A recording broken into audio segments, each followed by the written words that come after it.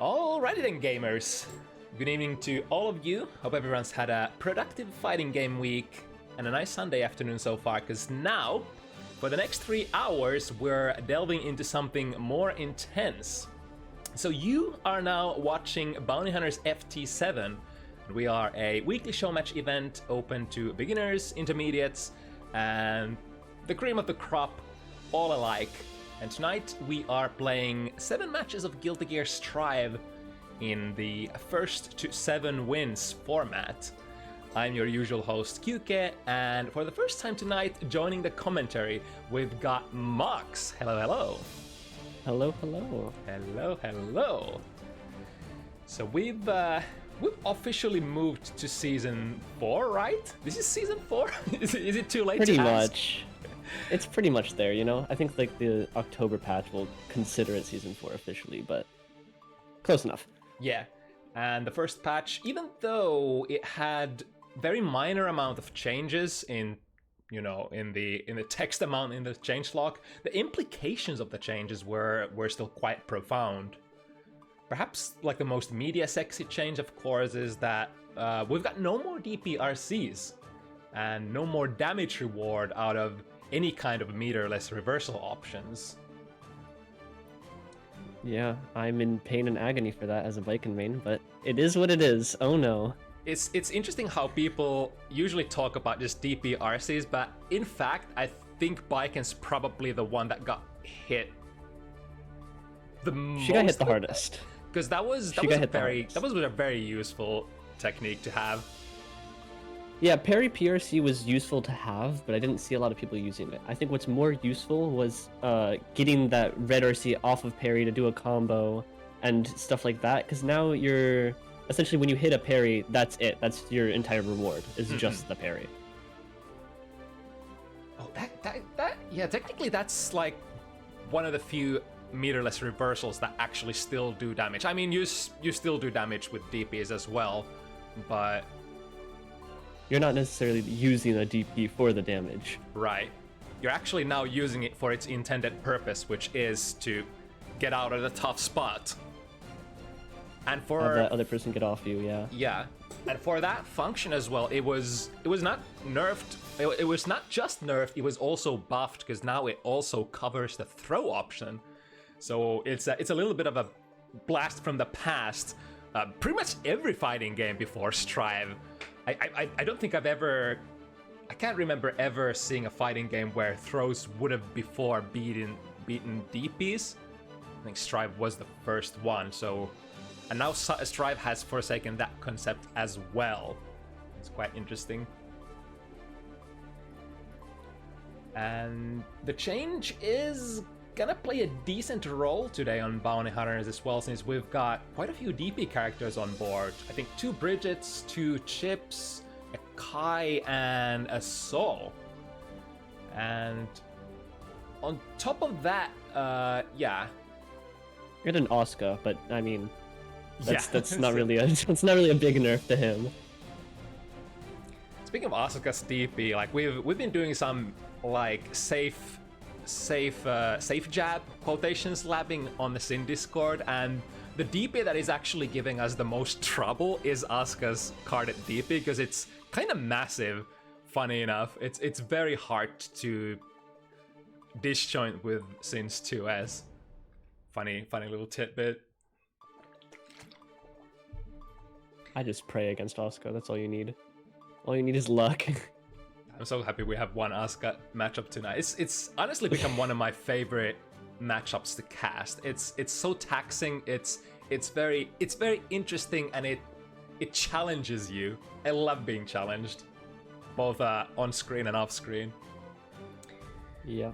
But speaking of the other changes, perhaps even more profound than the disappearance of the DPRCs is that we're basically moving back to a little bit of the pace of Season 2, where the pace of the match has slowed down, because now no longer do you have hard knockdowns of the wall by using Burst Gauge.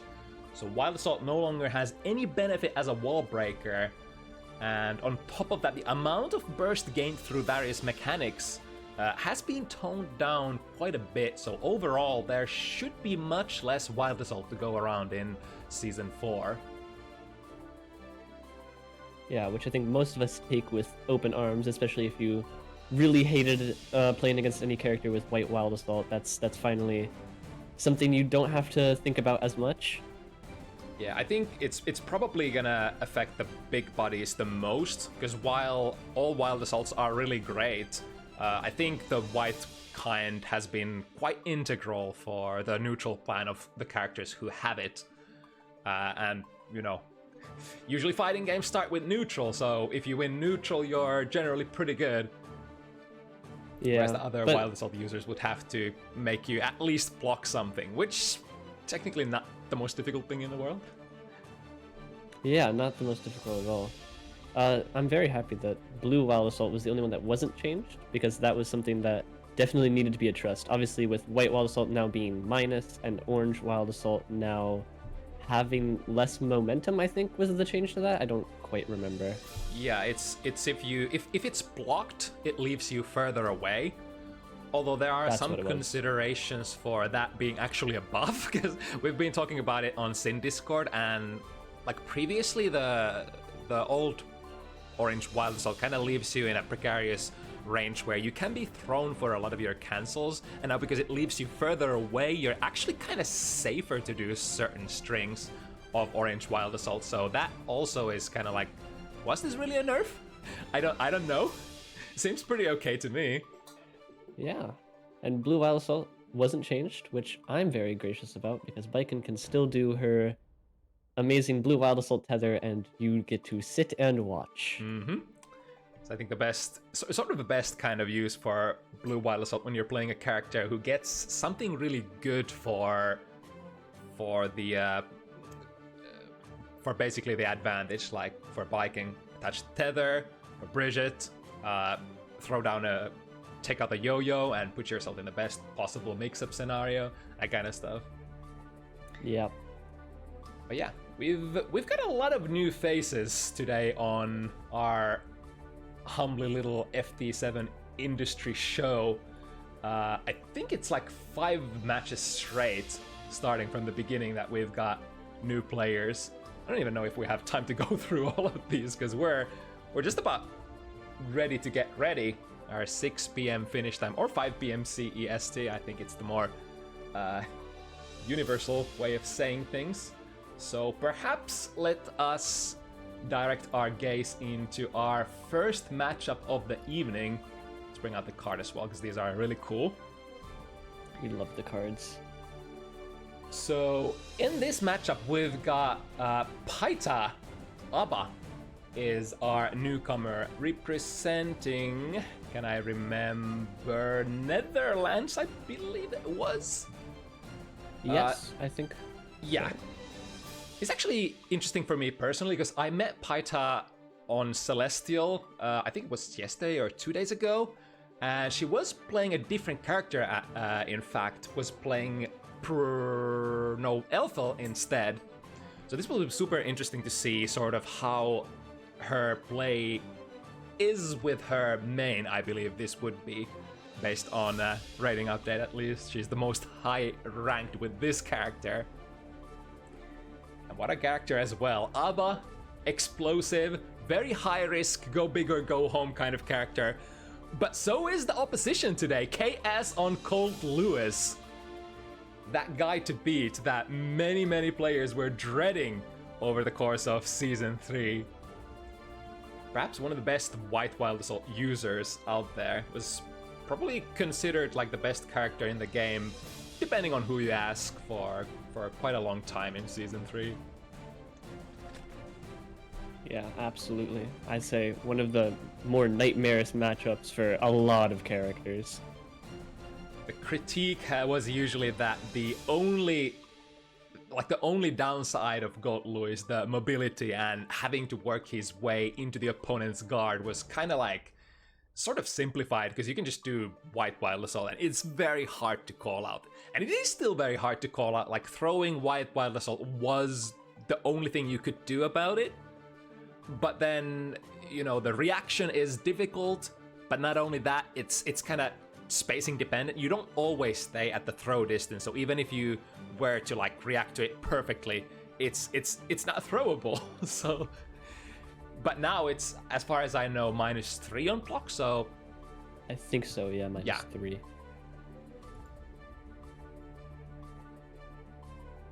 When it comes to White Wild Assault usage, I think KS is one of the Goat Lewis players who not necessarily leaning on that White Wild Assault too much.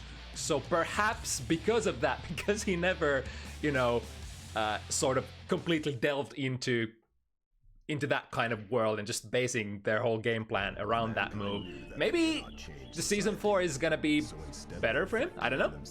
We shall see. This is a matchup though where Goat Lewis probably doesn't have to struggle that much getting in. Like, both of these characters really want to get in. But one thing that Goat Lewis might struggle with is sort of... I guess this character, Abba, you kind of want to keep her out. And if you can't keep her out, you at least want to make sure that she doesn't activate for free. But perhaps Goat Lewis, I'm not sure how well Goat Lewis can actually prevent that. Right, straight into that blue Wild Assault, but getting nothing out of that. Pietaa. Nice interruption. But of course has a lot of really good buttons, not just the 4-framer of her 2P, but also 2K that just ridiculously far, but now K is basically mauling. Interesting, that looked kind of like a burst bait there, but Pietaa still didn't have it ready to go. Good 5k to get out of that. And the gold burst now. Hero burst. This is definitely a character who has the firepower to make it come, but one opportunity for Goat Lewis to pressure you, and you're in for basically a whole like massive amount of chip damage. So, alright, getting the mix up with the 2 heavy. Still a little bit of jelly left to spend. This would, yeah, make her pop. Oh, never mind. Got the unactivation there. And now basically full double C. Another field day with Gold Lewis here. Yep, that's just death. Don't even need to take the soft knockdown. That just straight up kills. Right. Good initial hit, but what you would love to do with Goat Lewis is get into the opponent's guard, and there we do get soft knockdown though. Straight into Goat Wild or White Wild Assault. A little bit of flashy finish here. Why not? And a pretty quick one. That's just probably gonna be the pace of this matchup. 2 extremely hard-hitting characters. Either one of them gets a hit in, it's basically party time. Okay, like two perfects in a row.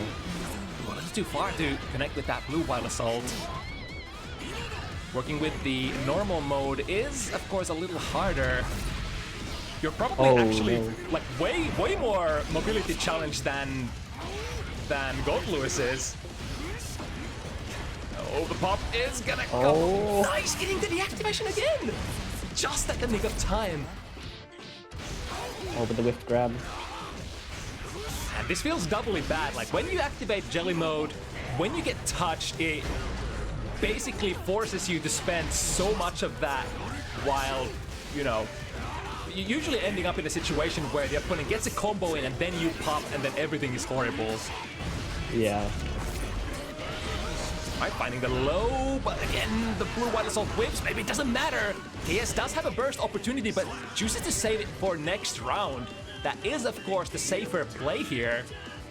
And I think KS tends to be a very safe kind of player, type of a deal. Here we go with the big haymaker, lots of plus frames out of that one. 2K does touch. Ooh, that's gonna be a kill, maybe? No, not quite. No, not quite. Just a little bit left. Oh, the drone chip damage. Wow. Was trying to kind of get a stray hit on KS there through the drone, which would be a pretty okay kind of a deal if KS did get hit. But of course, Gold Louis players want to usually sort of approach very safely behind that drone so that it doesn't get blown away. Very little time here on Jelly. Let's see if pietaa gets anything with the activation. Refunding. Decent amount, 1/3. Oh, Big one. got the drone. Ooh, and the backdash is interesting feature. While you are in the Jealousy Rage mode, you also get like basically the best backdash in the game. So being able to disengage from that Behemoth Typhoon pressure. Choosing to use the security gauge for the minigun, trying to find the last hit, but to no avail. Activation here. And overhead. Should be a kill even on Gold Louis. Yes, indeed. pietaa evens it up 1-1.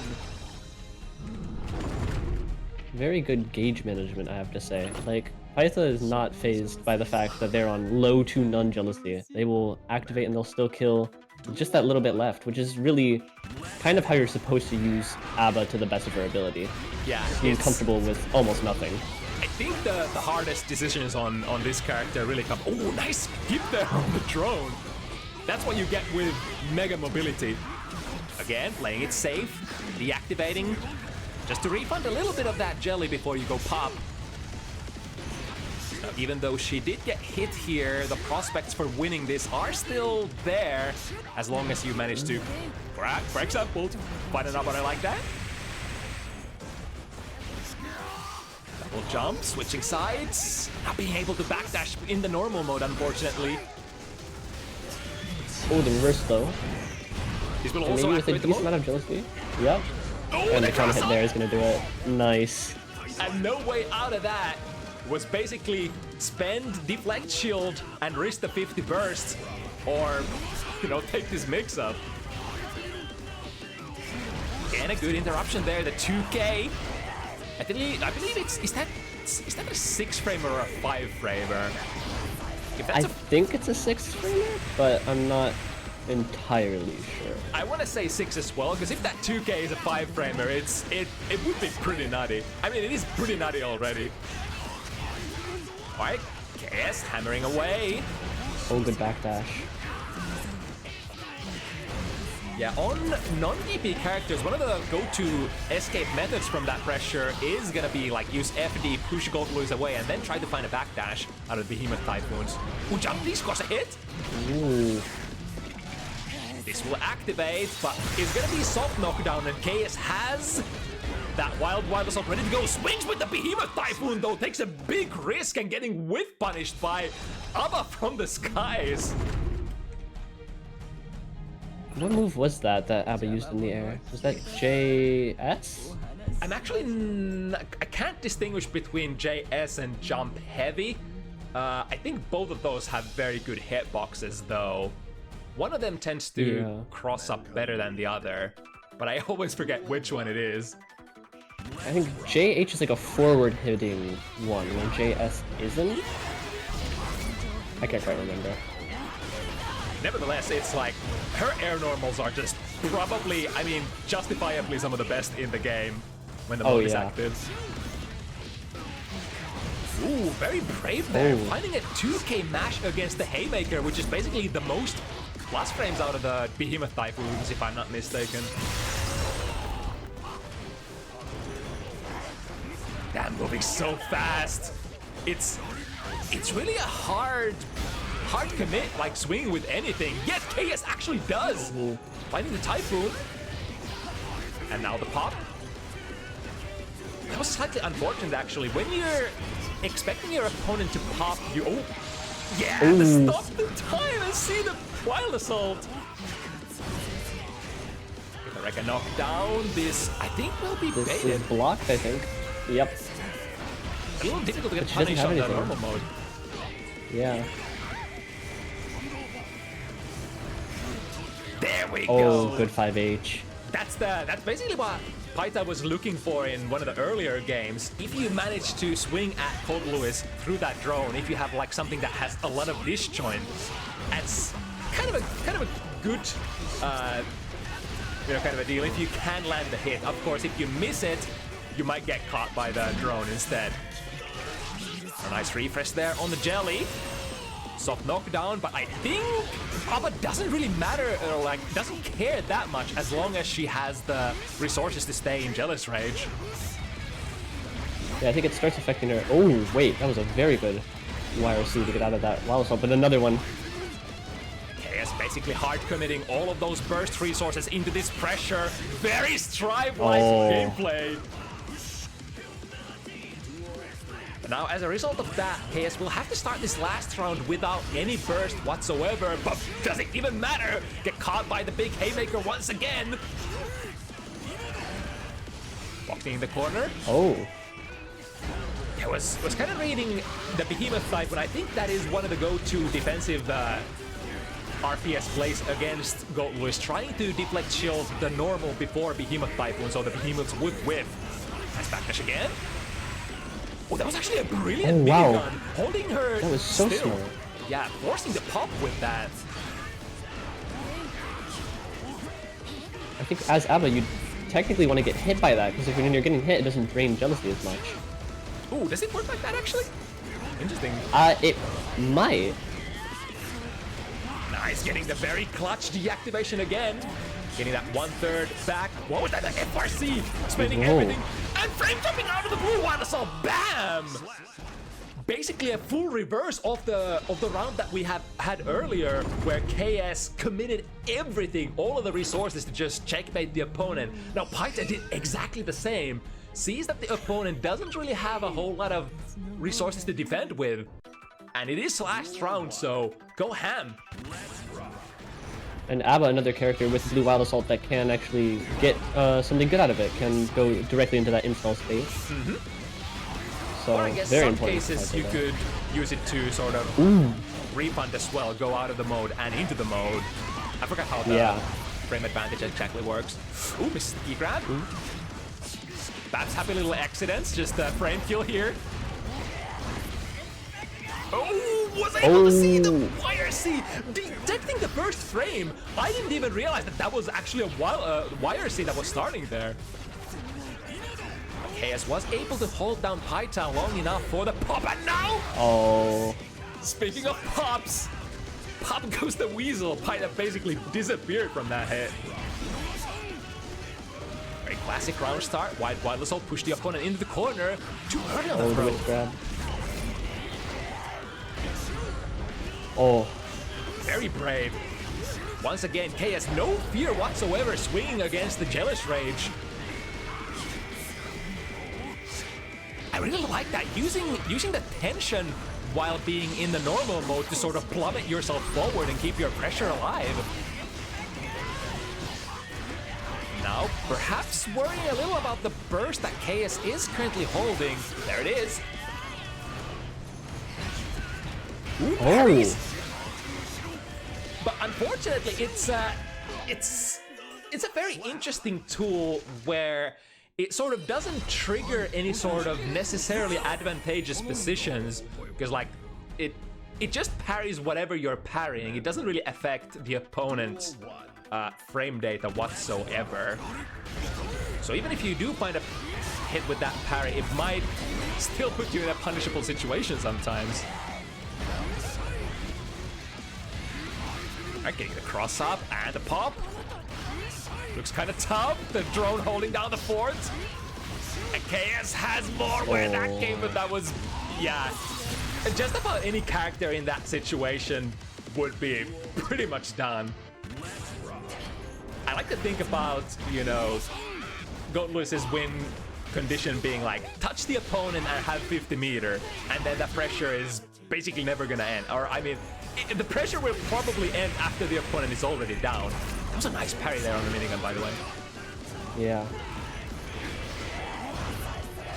It makes all the difference in the world, because like getting that parry basically builds, is it 1/4 of your jealousy rage? And a lot of the time, you know, the potential of what you can do on offense depends on how much jelly you have left. Speaking of, with the 50 jelly, just getting a jumpy out. Speaking of go-to defensive mechanics, here's one for God, Lewis. We were talking doesn't about... have a... Oh, go ahead. Yeah, we were talking about the amazing buttons of Abba, but this character definitely has that one extremely specialized button in Jump D. Yeah, I was gonna say, he doesn't have a very traditional 6P, so he has to find those other ways to kind of get around some sort of defense. So JD being as good as it is definitely helps Gold Lewis. Like a very grappler kind of thing, where grapplers often just wanna go airborne and then utilize like their amazing air moves to set up their gameplay, even though Gold Lewis isn't technically a grappler. Alright, ult activated here. Close to it. Ooh. Basically, what has become the new DPRC is the super PRC now. If it works out, it works out. Yeah, I guess the only sort of method that refunds you with semi-safe inbu frames for the cost of 50 meter now. Of course, depending on what character you're playing, your mileage may vary depending on how slow the startup of your super is. Alright, through the wall here, full jelly. We've got everything ready to go basically. But so does KS. Speaking of, blue burst. Oh, this is gonna be a good punish. Yeah, a little greedy there. Oh, tried to go for the super the cross up again, but the timing not aligning this time. It of course depends on. It really depends on like what kind of timing your opponent's strike is gonna hit you at, because basically you have to eventually go out of the inbu frames of your super, and when you initiate the PRC, that's basically when your inbus end. And if the opponent's strike is still active on you at that moment, well, your super PRC is technically gonna lose. Oh, again! And again! No good.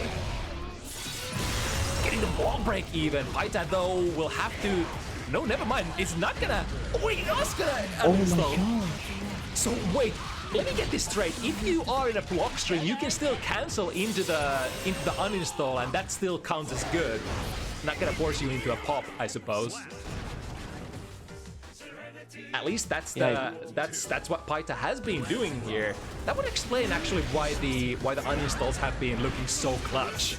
Because they are technically in a state where she has already popped, but you can still do the cancel and save yourself. Oh, but that's a big hit! The wall help kinda saving Pietaa here, and KS also missing their super there. No heart knockdown. This is a high profile swing, goes for the 6B. Good reactions from KS. To the other side, they completely misses. Big start for Pietaa. From the low into an overhead, cash out. Yeah, since we are kind of high on that jelly, we might as well break with the super for the heart knockdown. Oh, the F-shaking! Dirty! Mix-ups. And again, with this is gonna kill. I think that's kind of the muscle memory working against KS here. Probably against just about any other character you could, after that burst, you could unleash the drone basically very uncontested. But Abba is a big exception. That kick super just tracks from full screen basically. Yeah. Oh. Lots of behemoth typhoons. Wow, that was a backdash, and in a normal mode as well. Unfortunately, even though that did buy Pietaa a little bit of time, ultimately not getting out of that corner position. Yeah. Here it comes again. Frame trapping with the last part of the Rekka. Forcing a pop here. Yeah, this is exactly what you want to do. Don't want to swing with stuff that would be perhaps minus. What you want to do is close in on Abba, and after the pop, use the move that is your best pressure starter or provides you with the most plus frames. Oh, the YRC misses. Are you kidding me? Oh no. That must have been like at the very last pixel. I know it's kind of hard coded into. Oh, that was great. Oh.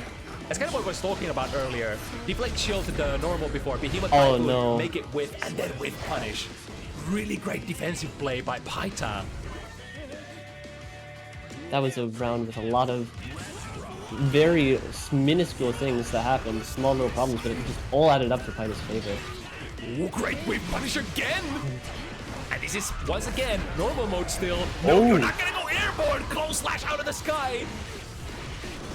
Accidental side switch though. But that's just a happy little accident, as one of the sages of our time once said. We go Oh my god. from left to right and then right to left. This character, as long as you have jelly, all about the combos. Damn. I can't tell if I'm watching Guilty Gear Strive or a basketball game with how far it's just everyone is moving around left, right, left, right. Yeah, especially Abba. Definitely the Michael Jordan of Guilty Gear Strive. That Gold Burst has been very effective for pieta. That's the third or fourth time they've done it now. Unfortunately, got clipped by KS and now forced into that no jelly state whatsoever. Will not just have to like find a time to activate, but has to actually find some solid hits on KS. See if we can do something. Drift forward to the PRC. Still not crossing the threshold of getting enough jelly to even activate. The idea, I guess, was go Rekka Rekka. If it hits, you get past that threshold and then you can. But if not, it's just not enough. Much better Luke here. Spends all of the juice. Burst gone, but at least we're pressuring.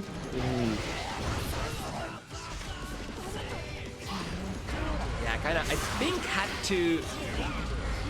I'm not sure if the reversal super would have been fast enough to break after that uninstall. Probably not. No, and even if you tried it, it's just too risky to try in that situation. Yeah. Oh, 2 whiffed grabs from pieta. Here comes the... Oh, nice! The FD push him away and then backdash out. And now with jelly as well. Very dangerous. Oh, the good air button. This hit? Bam! KS is still alive! pieta does have a very decisive lead here, 6-4, but KS, never say die. The Finnish Sisu shining through. KS is still on the hunt. And all we need is a couple of hits, like that! Oh, Really good nice backdash into the grab. I must say, it's like, it's not just the backdash. I mean, the backdashes have been phenomenal for pieta, but just about everything. The deflect shields have been amazing as well. A really good mix of defensive options, but none of that will unfortunately matter if you can't better your position against Gold Louis Dickinson.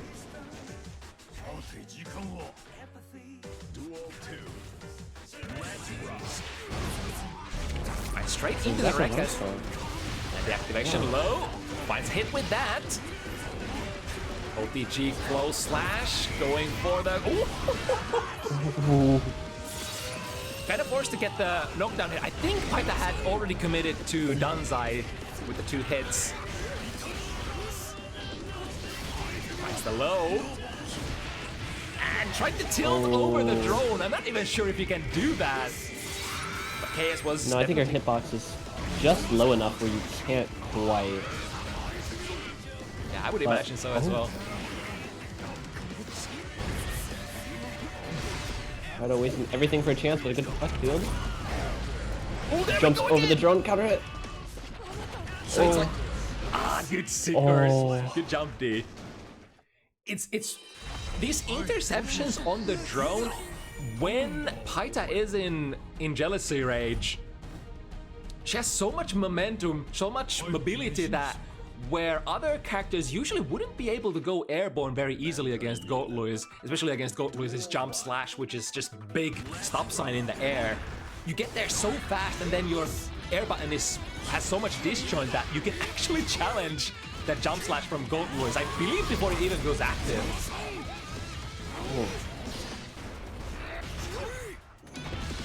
I tried to hammer away. Oh, Has the 50 no. as well. Oh, you're so dead. Oh, that's goodbye. Damn, KS! Actually coming back? Only one round to bring it even. There's the backdash, but this time KS covers the backdash option. Pietaa tried to swing aggressively after, to no avail. Oh, good. Punishing that 5-8 whip. Yeah, without that Oh, the PRC, that would have been a whip punish for Pietaa, but instead turned out a counter poke for KS. Had to pop. This combo, yeah, it's gonna push Pietaa over the threshold, activates immediately. Good bait! Ooh. However, wait, what happened there? They're just missing the strike timing. Wire, like, after baited wire sees, it's sometimes really weird because the sort of like the block stun is so short that you tend to miss it. Ah, not Oh, the this time. trade. Oh wait, never mind. It is Pietaa who has the life lead. So once again, the Jealous Rage air mode activated, preventing KS getting any value from that drone. Oh, there's that whip punish again with 5H. In the jelly as well, full jelly. And the cross up, my goodness. Pietaa using all their knowledge. Such a good position. Set point as well, Oh. kind of a little bit of an error here with the routing. Tried the same trick again, but this time Pietaa not swinging into that 6B cross up And the cross up. Wow. Wow. I think it's not even the combo, the sequence that was the sequence that ended it that was amazing. I'm really digging the fact that KS played the same sort of PRC situation to save themselves again on that behemoth with, and Pietaa, I think, remembering that it happened just a second ago, so not swinging blindly into the 6B that KS hard committed to, and got a whiff punish this time again instead. Yeah. That was very, very interesting to see. Just overall. One thing I noticed, this is very random, but going back to like these round start options, I noticed a lot of counter hits on KS's side going obviously towards Pietaa, but when I normally play against an ABBA, the first thing they do, which is always very annoying, is round start parry me. And I'm wondering if I didn't see that once from Pietaa. Is there like, is Gold Lewis's round start options just so slow that it would catch the recovery of it, or I'm trying to think. Yeah, it's interesting questions. Kind of hard to know unless you've like specifically lapped that kind of situations yourself. And Yeah. If you don't like, there is a lot of setups for Sin where you're whiffing something like super fast, and then if she tries to parry you on round start, you get a very easy reaction punish as a result. But I'm not sure what sort of What the exact situation is that goes off. Yeah. Alright, second one. Moving on, we've got Üther making their second appearance on Bounty Hunters, I think from 2 weeks ago. And our newcomer here will be Popingo Chip. Oh, this from good old Spain. matchup. Oh yeah, this The one. Temkin Chip one. When I saw this matchup, this was one of the few where my eyes lit up in excitement, because this is just, it can go one way or the other very quickly. There is no middle ground in this matchup. Luckily, it's kind of like, I think the Pixie characters historically suffer against hard-hitting characters who have a lot of health, but luckily against Potemkin, it's kind of like, due to Potemkin's mobility issues, you get to control him much more than maybe characters such as Slayer, who are much more slick and, you know, harder to just dance around. But that doesn't take away from the fact that, you know, one hit and it can all be over immediately. Yeah, especially with the Heavenly Potemkin buffs that have been recently added. Obviously, Potemkin, one of those 6, I believe, characters that did get buffed with this patch. The Heavenly Potemkin Buster has been one of the funniest changes I've noticed because he can just do it to Milia Haircar, and it's the funniest interaction I've seen. Yeah, it's kind of like if your opponent is even a pixel off the ground, it's fair game for Heavenly Potemkin Buster now, I think. I'm pretty sure that's what it is. But yeah, Potemkin's changes, they said in the patch notes that it would be easier to get into the normal Potemkin Buster. And kind of the case, but also with that the White Wild Assault nerf, making it still a little trickier. So he just has different options, not necessarily better options. Yeah. Funny sort of thing that I noticed is like the Heavenly Potemkin Buster buff sort of perhaps could incentivize you using the move, the super more. And then because they also buffed Jump D, so now you get to do the very classic Potemkin Buster into Jump D even more reliably, or rather making it even harder to challenge if that's what Potemkin wants to do. But we'll see. Oh, the whip throw, but good burst to get out of it. Ooh, oh, and here we go. Finding the low, ooh, to the wrong side, and now overhead with something that Renka. just Chip's momentum is going to be too much for him. Oh! How much health did he have? Almost full, but maybe not anymore. Let's see. Yeah, that's a bit. Basically wanted that situation now for Üther. Ooh, Oh, interesting. a good choice to try to go for the Mega Fist, but just barely blocking it in time. It's really, really important when you're playing against Potemkin, sort of understanding what pressure sequences can and cannot be punished by forward Mega Fist or backwards Mega Fist. And the the sequences where you actually can recover in time are very crucial for DP characters, for instance, Chip here. If you, technically, if that clone recovers in time before the Mega Fist hits you, you can reaction DP that. Oh, but speaking of reaction... Ooh. Oh! Don't you dare to do that! Üther grabbing Popingo out of the sky! That's gonna kill, too.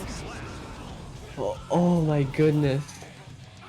Alright, well, I wonder if Popingo is gonna be thinking twice firing that Zanserog again in the future. Yeah, just trying to be safe off of it, but yeah, if you're safe and in the air, you're never really safe against Potemkin.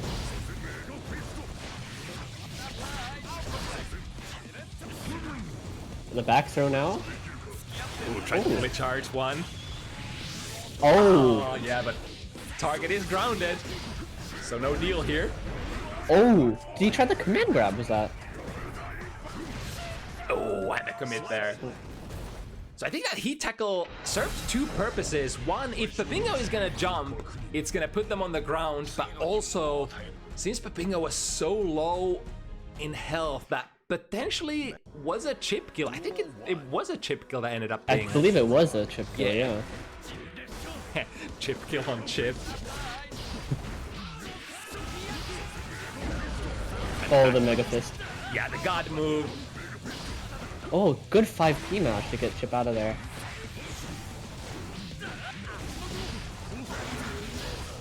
And a gold burst. Yeah, oh, this... Ooh, but the Zanserog being throw invulnerable here. It's gonna work out as a reversal.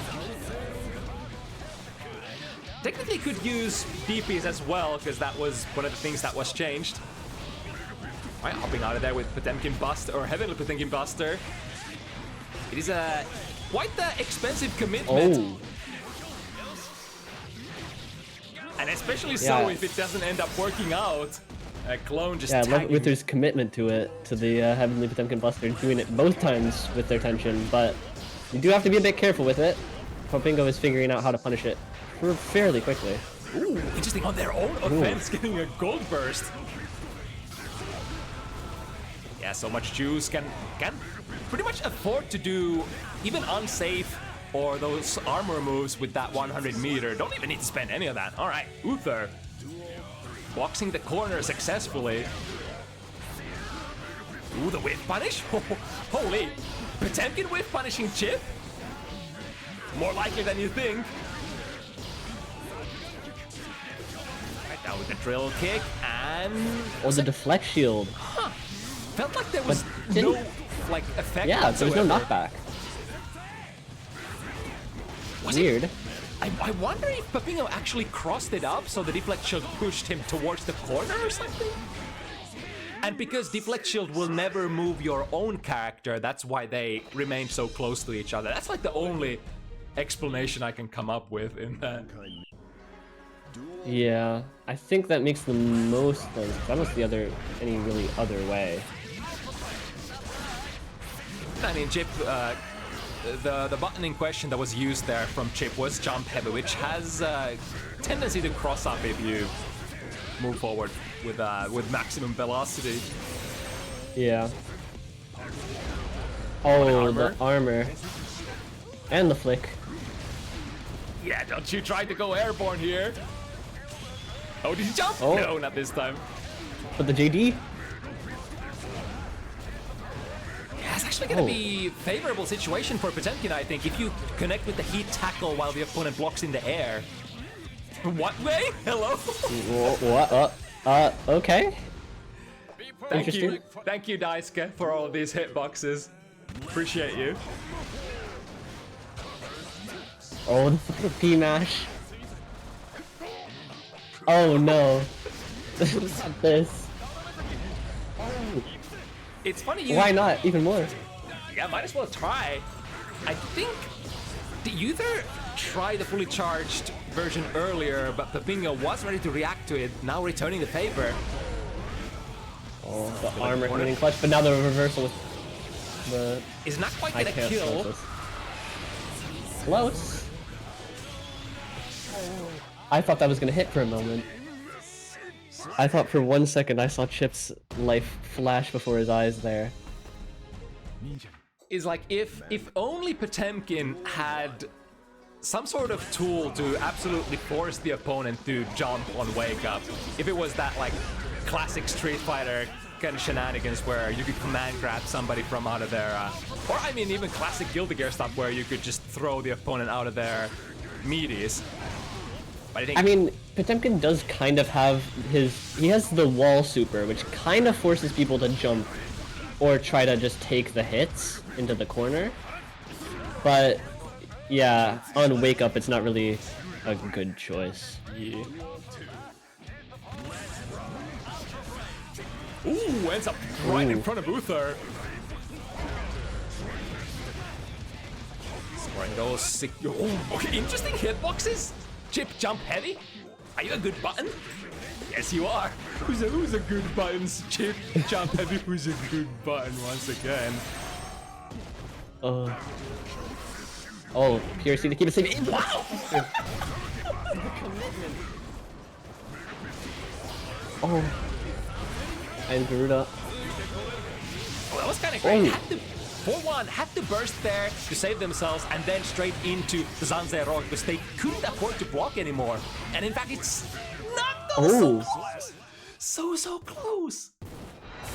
I thought that was Go ahead, sorry, yeah, I have a thought question. That was a brilliant break for Popingo, but looks like kind of dropping the combo there at the end. Yeah. Does the armor not work against supers, or was the armor just out by the time that Heat Knuckle came in for the Chip super? I'm pretty sure it doesn't. Yeah, I'm pretty sure it doesn't work against supers. Like 95%. I don't really know. I either have a 2-hit super or a super that I cannot use in this matchup. So. Ooh. Nice moves, baiting the Potemkin Buster, and then with the meaty. Ooh, but the clone is sitting too low. Got out of it. But the counter hit is gonna be enough. Slice, wham bam.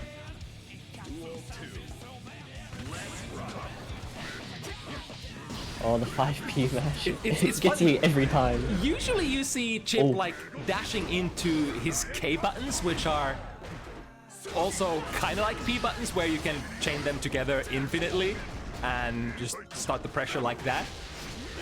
But opting to dash into like P buttons instead is interesting. Oh, And I well, get it. that's why, yeah. It's the armor breaker. It all makes sense It's now. such a quick move.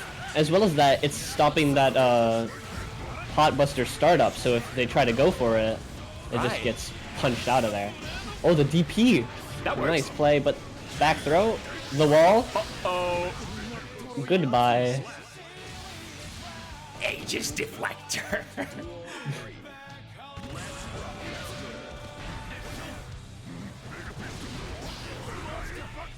Garuda? Ooh, tried to go for a 2S2 heavy with cancel, but Üther having none of that. That's gonna be a punish though. Oh, and the charge just again. This Uther's- time with the ender. I think it was pretty great. Went for a very early ender just before Üther got their burst back. Oh, that's good. Yeah. Oh, yeah, There's the the answer super- to your question. Yep. The Slices super just straight goes through it. And I think that's probably like part of the rationale for Popingo for using the Zanzai Roga so much. Because it is one of the tools that can just deny the armor. Yeah. Like both the heat tackle as well as the hammer fall. Duel 1. It's kind of which got Oh. busted. 60%. Right, great air-to-air hit. Like tried to go for a gold burst there, but missing the timing. Also tried to go for a heat tackle there, but the armor frame's not going active fast enough. Oh. Oh. What can you even get from 2 heavy counter hit? That used to be like Potemkin's maddest starter back in the day. But I think now it's... Oh. Oh. Wow, okay.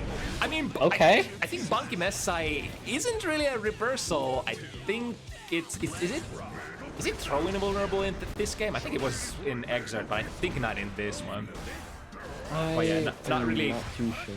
Not really boasting with any sort of reversal capabilities. Has some invul? Oh. Right. I So like it's the like later VC. frames. Wow, missing this time.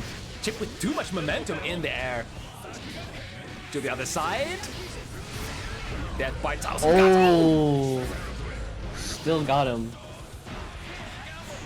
Still could be any player's game. Going in with the lows and the RC. Oh, This the should be better it. see. Yep. The other commentator is Mox. You can check the title for more info.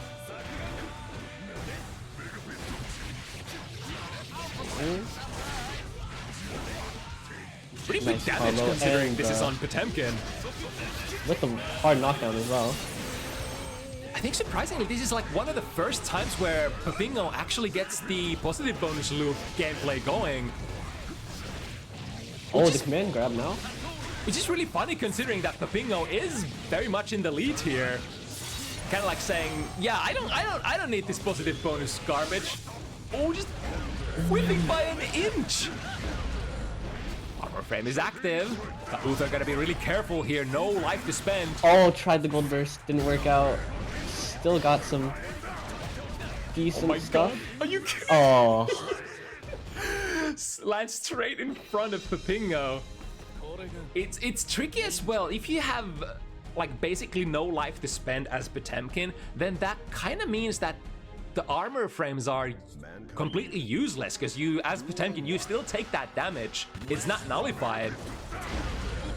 Oh. And another.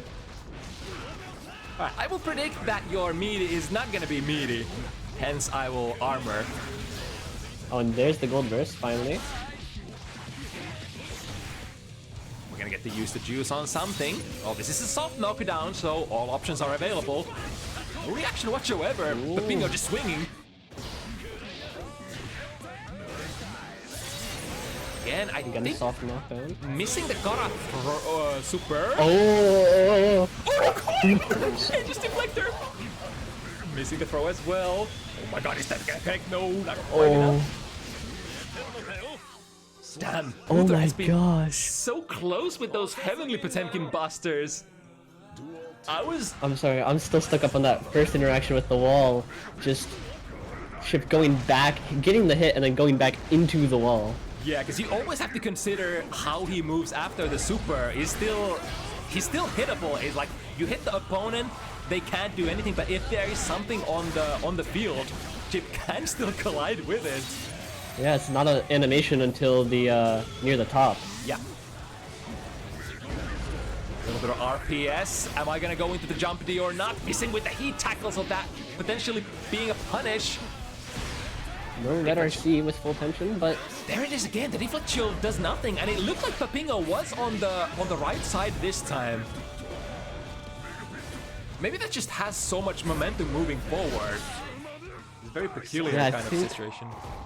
maybe Chip's momentum just kind of negates some of Deflect Shield's abilities, but I've never really heard of that being a problem. Yeah, especially since they, like, it was initially when they released Deflect Shield, there was a lot of moves that could just, like normal special moves, and even some normals that could completely nullify the momentum, but they changed it a bit, and haven't really seen anything like that since.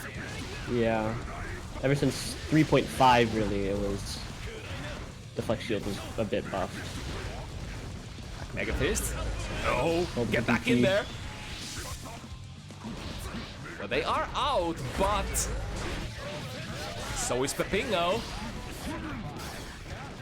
Good back throw. Oh! And having to take Zanzeroga on the landing frames. RC, and get the kill as well. Popingo now on set point. Has been a very, very dominant set so far.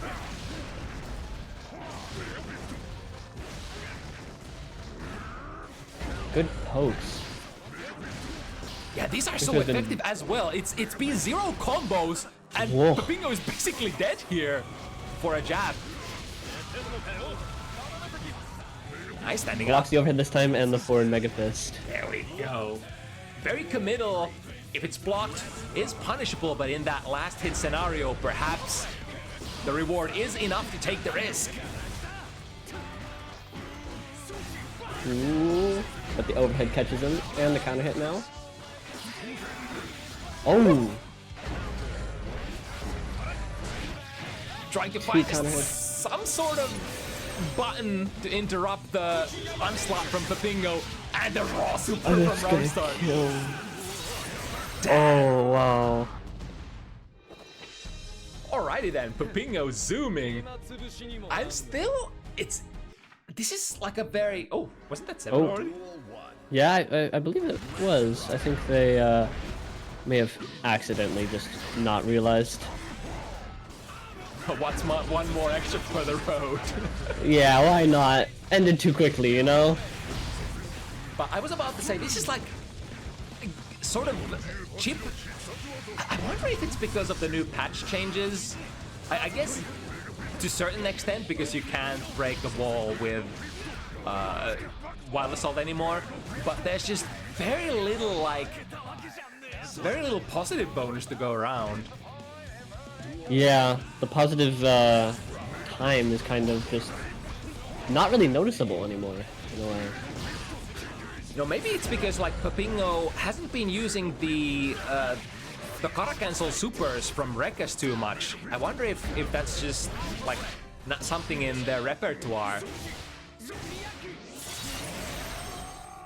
Which ends up with these, you know, non-super kind of wall breaks.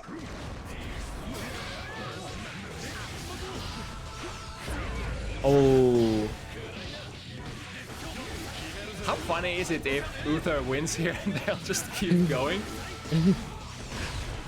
I really sure. Oh, I mean, with Pot Buster. I think the players should see the score unless they, like, as long as they haven't gone back to the lobby, so... We'll see.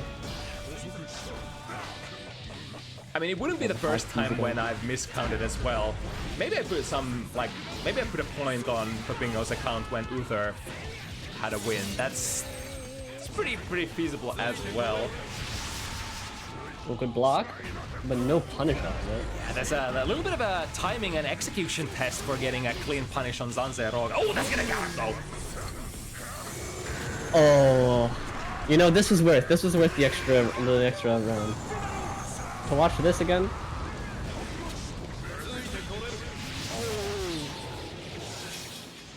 Back to back. And that's gonna be And of enough. course with the kill. And surely that would be 7. Yeah, this time it's definitely 7. Yeah, alright. So whether we miscounted or not, maybe the players can inform us later so we get the score right. But Popingo taking it on their debut match on Bounty Hunters with very different kind of chip momentum. Yeah. It's very interesting to watch. Alright, next up, what do we got? Ooh, this one, alright. So Jelly, coming back after a very long break. I think I remember casting Jelly's matches back in somewhere between season 1 and 2. Not exactly sure because it's been so long, but it has been a hella long time since we've last seen her.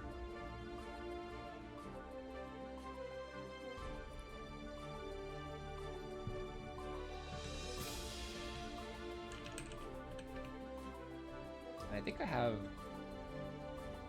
got to input Jelly's info in there, so let me fix that quick. It should be good.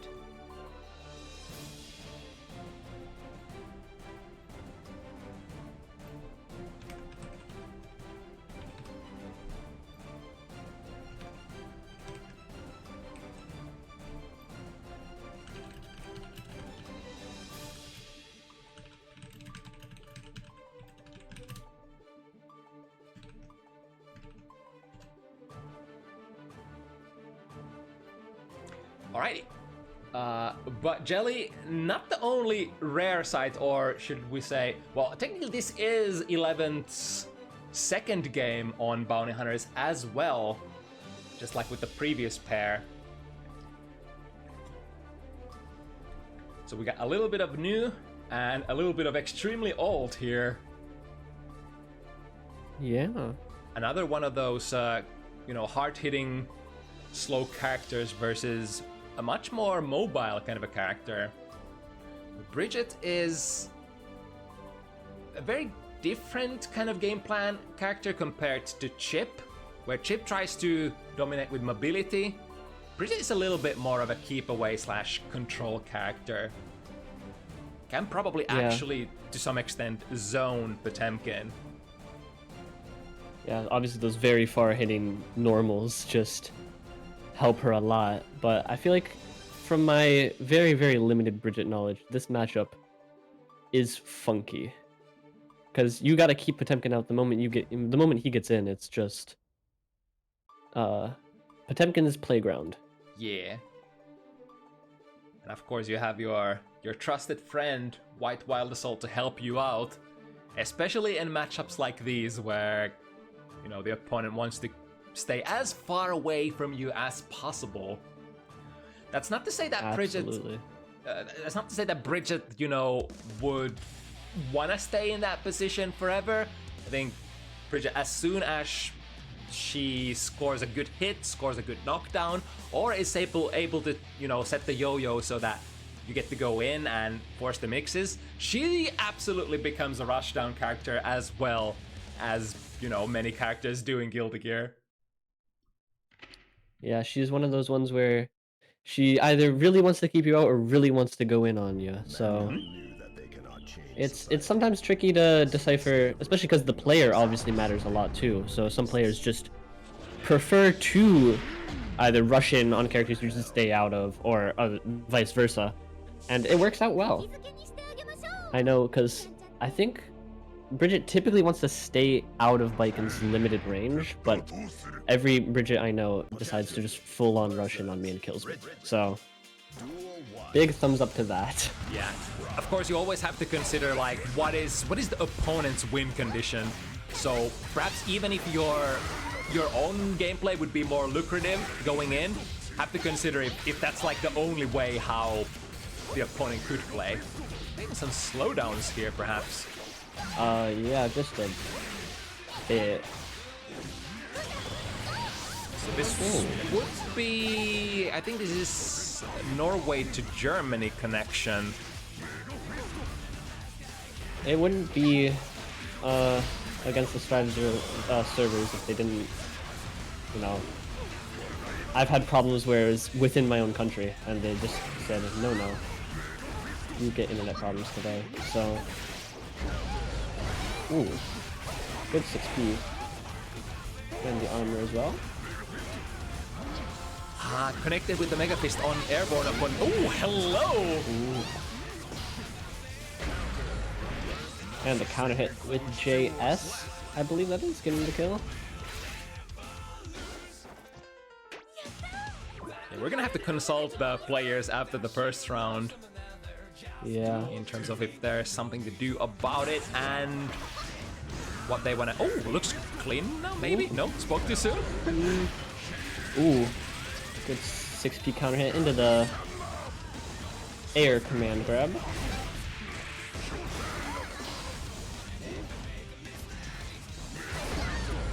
Ooh. Yeah, with the hits, that's gonna be a hard knockdown. Ooh, waking up with a... Is the input of Starship actually from the P button? Because I see a lot of Bridget buttons, or like Bridget players whipping a P and then going straight into Starship.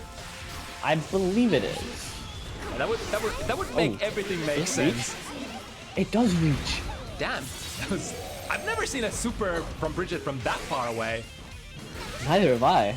I was very shocked when that hit. Oh, the JD in the pot buster.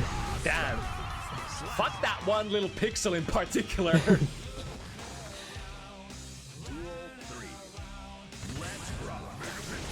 Oh, the 6p just going right under the Mega Fist. Let's forward Mega Fist on block, quite minus, but 11 not quite ready to DP's challenge. the pot buster.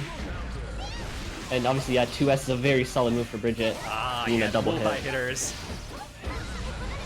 It is kind of rare feature to have that. Oh, too far! Ooh. Hard-coded did not connect on that YRC.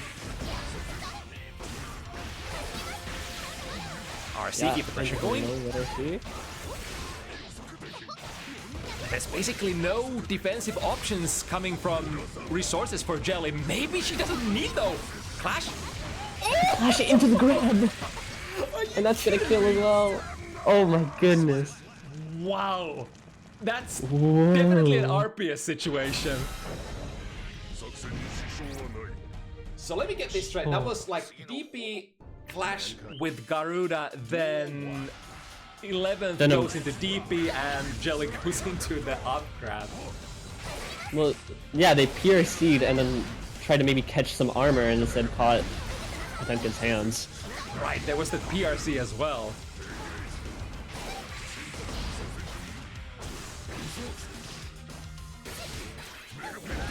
I got the yo-yo throw, but after the throw, if you use the aggressive one, there will be no backup from that yo-yo coming back. Just moving out of there. Yeah, that's one of the great benefits of Bridget.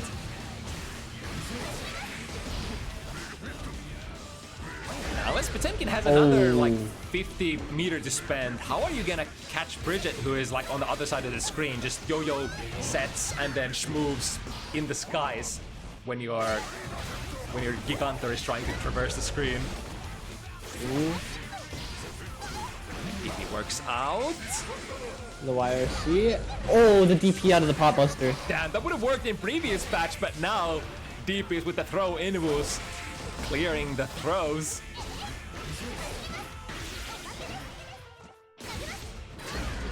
Nothing Or for the counter hit. Into the wall combo. Ooh, drops it just a bit too early. But that's still gonna wall break. Oh, the yo-yo I think there damaged Potemkin on the return. Eleven's trying to play it safe. Good 2S to just catch him standing. I wonder if the reason why, because Jelly has been using the forward Mega Fist quite a bit, but the spacing has been a little precarious. So I wonder if, like, if 11th is choosing to not go for the hard punish from certain spacings on that forward Mega Fist. Maybe so. And now working with the combo, soft knockdown should be okay. We are Bridget versus Potemkin after all. Again, the kickstart RC. And the burst bait. Oh, it's the kickstart! Oh. Reverse multi-hits as well! I can kind of see why this probably would be an annoying matchup for Potemkin. Bridget's just so many tools to produce multiple hits. And I think Jelly maybe trying to get... Oh.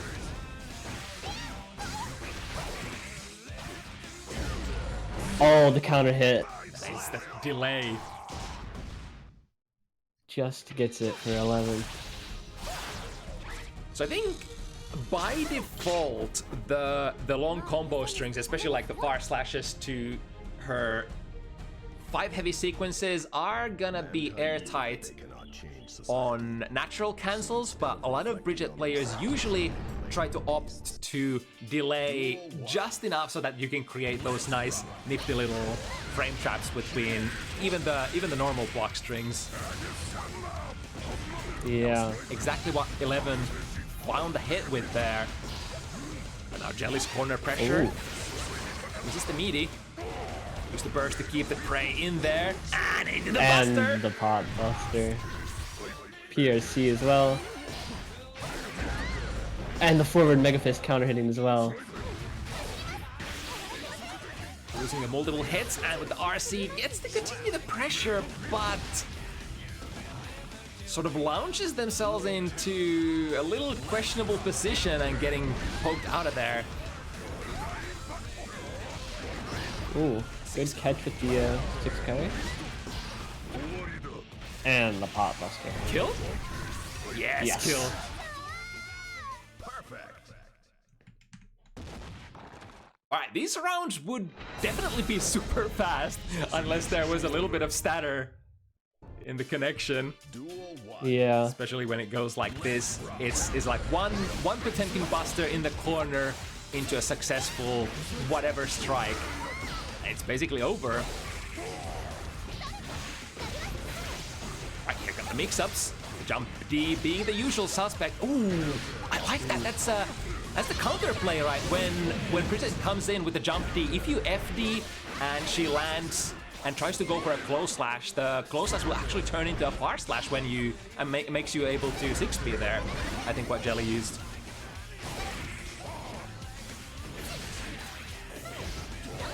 Right. Oh, nice fade. Nice. Usual RPS is, of course, like when Bridget manages to set up the yo-yo, be it the aggressive or the defensive one, trying to sort of anticipate her trajectory for coming in, because she would like nothing more than just to twirl in and start the pressure game. But of course, very vulnerable to anti-airs during that state, unless, you know, she stops and goes for some sort of baiting maneuver, such as that Roger dive. Right, we unloading. Oh, and... Ooh. 11th was trying to again use the movement option to escape, but couldn't quite get the get it out in time.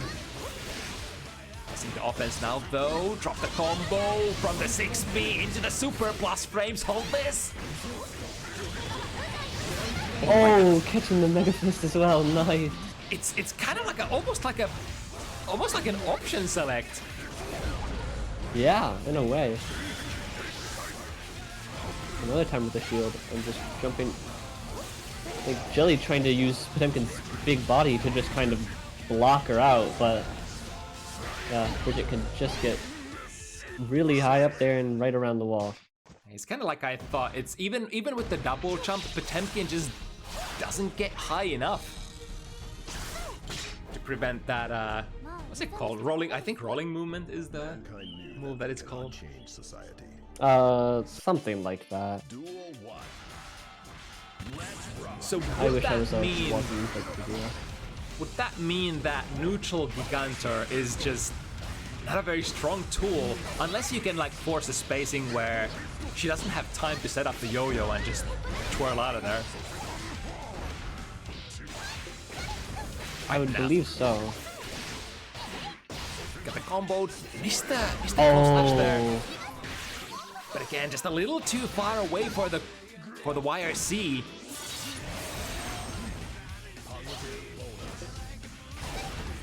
kind of feel it out.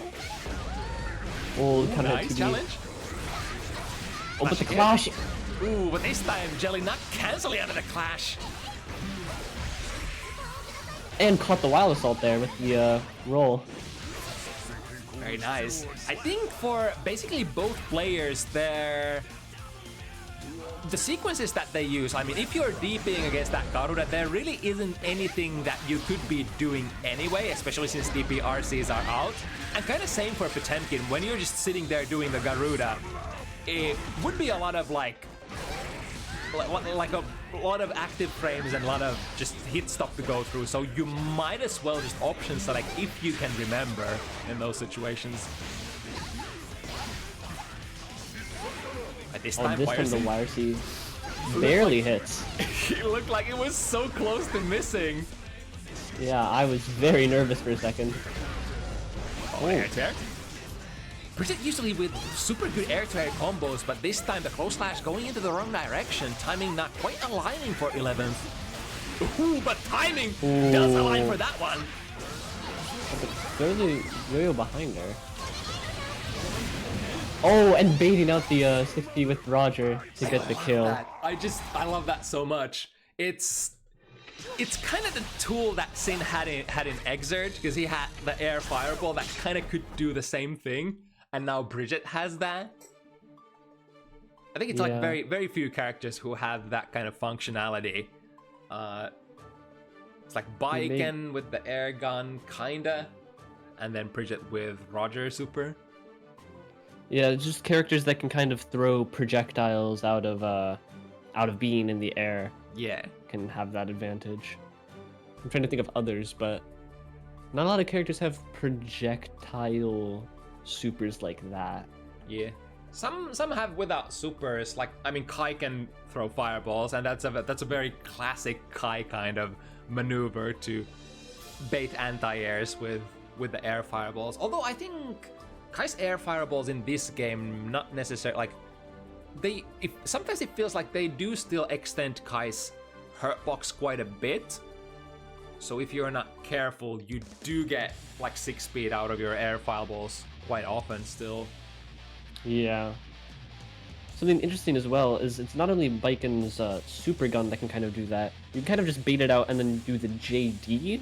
Because of the backwards momentum you can get out of some interactions, but you're not necessarily still in an advantageous position. You're just getting out of something bad.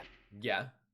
And then I guess Jungie has an improved version of that with his jump D, where it doesn't push you back as much. It kind of holds, like, aborts your momentum, and then you come down on them instead.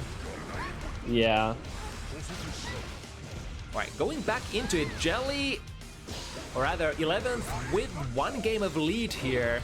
I think there was some attempts to fix the connection in between, and I don't want to jinx it, but it does look a little more clean this time around. Yeah, there's still a few spikes, but it's overall a bit better. Yeah, I think Germany is definitely one of those areas, or one of those countries where sometimes the routing even between, like, within the same city can be a little perilous. Oh, yeah. Just global perfect internet infrastructure when... Yeah, we need that. Also better Strive servers win. Yeah, for sure. Because 3v3 is fun, but oh my goodness. And also, can we like get servers to handshake with in like Europe or something, so that we don't have to connect to Japan? Yeah.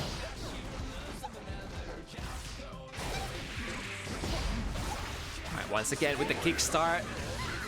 YRC. The YRC and the pot buster.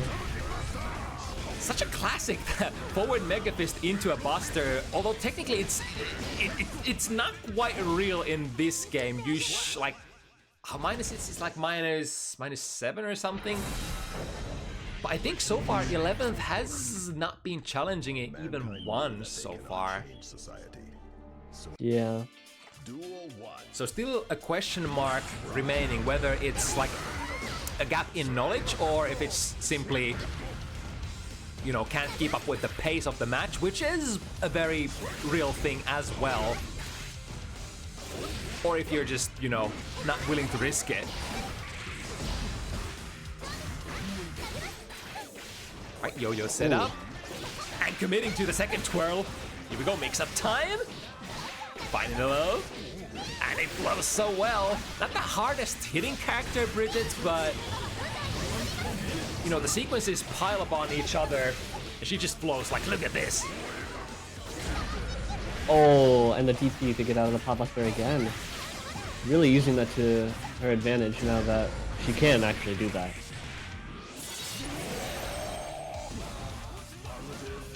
One more hit. It's gonna be kickstart into a break once again, perfectly spaced. The shoot misses though. Ah, there we go. And another. Yeah, I think most of 11's approaches in this matchup have been like, well, first of all, build the 50-meter and then play the kickstart. It doesn't feel like Jelly has had like any sort of counterplay to that, and I'm not sure if Potemkin even has any. Like, you would have to realistically counter-poke the kickstart from very far away. Maybe like, I don't know, Potemkin 2D or something? Yeah, but isn't Potemkin 2D a fairly slow move? Oh. It is, so you would have to like be very preemptive. Yeah. And it's like, if you whip that move, it's not just the startup, but also the recovery that is the bane of Potemkins. Yeah, absolutely. Infinite loops here. Right. 11th able to get out of there, and then using the follow-up of the kickstart to smack Jelly out of the sky. Oh, into the wall, burst out of it, but still gets hit. Was that a punish? Like, I think so, because the blue burst does put you in recovery state, so you're basically landing straight into the mirror. Mirror, mirror, and onto the wall. Alright, this is 3-3, and even on rounds as well. So the winner of this one is gonna take the driver's seat again. Baiting a couple of times. Ooh. Perfect spacing so that 6P doesn't reach, but so no. I think a blue instead of a yellow R3 kind of messed up Jelly now. Meter for 11. Yeah. Oh. The tracking barely worked. Barely? I get it. I get it. You know, sometimes I do things by accident. And sometimes it works out. It was a great burst, and oh, the roll. Speaking of things that are working out, again, the kickstart, and before that, 11th also had a really nice instant air dash punish on that slide head. I think not a whole lot of characters in this game can get that clean instant air dash punish when they...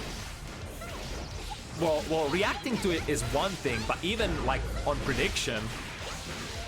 Or am I just being salty because my character's instant air dash is so clumsy and, you know, I just can't get anything with it.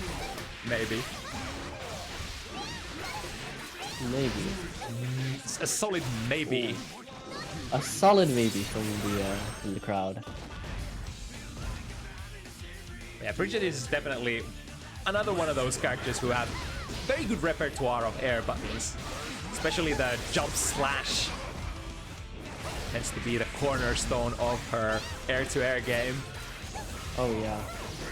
Or just jumping Overall, game. overall a really solid move. As well as JD being multi-hitting and good for extending combos. Much like I can't think of the character. You know, I jumping. think Ram's JD. Is Ram's JD the one where she like does that a lot as well? Maybe. Yeah, I think. I'm not sure if Ram uses that for any of her mix-ups, but that is definitely the kind of move that sort of slows you down and hits everywhere. But I'm usually thinking about like, you know, jump D for the function of mixing people up. Like, changing your like momentum in the air and trajectory, and then delivering a really hard to block kind of hit. Damn! Ooh. YRC, don't Works care! though. Smack him with the DP! And that was almost very scary for 11th because the yo-yo was thrown and then the wall came out. And yeah, when your yo-yo is across for Potemkin and there's a wall blocking you, that makes it a lot harder to get past. So yeah, doing any of that. I think when you've already set the yo-yo, you can't really reset it until it comes back. And no, you can't. Is it like the placement of the yo-yo kind of determines the trajectory of her rolling movement to a certain extent? I'm not actually 100% sure how it works. Yeah, she doesn't really have a set path. It's more just wherever the yo-yo is compared to her, she'll roll to it. She always gets that like little visual line that pops up. I feel like I should know as an XX player, but I mean, back in the day, nobody played Bridget, so.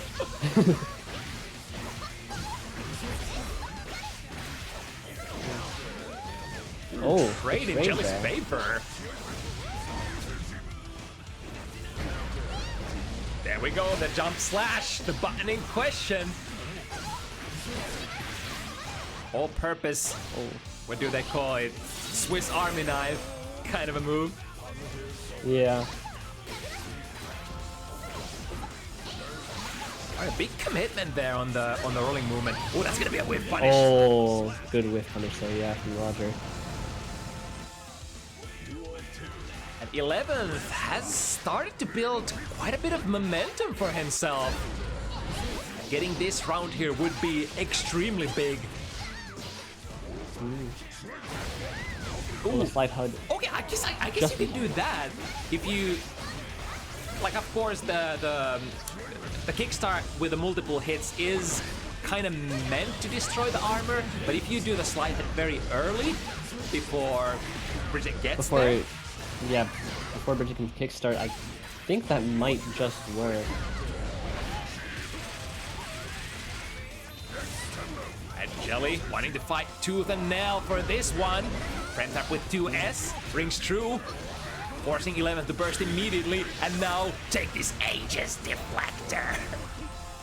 I guess it's, well, it's gonna disappear quite fast when you're in this position, but yeah, especially because just 3 hits and it's gone. So when you're using the corner, you're really trying to just keep your offense going. yeah. And try to get that little chip hit to kill him. Alright, nice recognition. Punish on the heat tackle. Oh, good mix as well. Starting the slender. Wow, Ooh. Far Slash reaches so far. The sort of accidental anti-air a lot of the times. Oh, the And DP again, now? that same RPS has been happening so many times, depending on the spacing, because Potemkin has such slow buttons and can't, I guess, wait, YRC is like +10, and I guess you should be at least be able to like check them with the 2B, but 11th has chosen to like DP out of that YRC plus frames from Jelly just over and over again. Mankind knew that. Yeah, It's and been especially because working it's out. a bit more safe. Because with 2P, I mean, if Potemkin does an armor move, then you're still not really in a great position.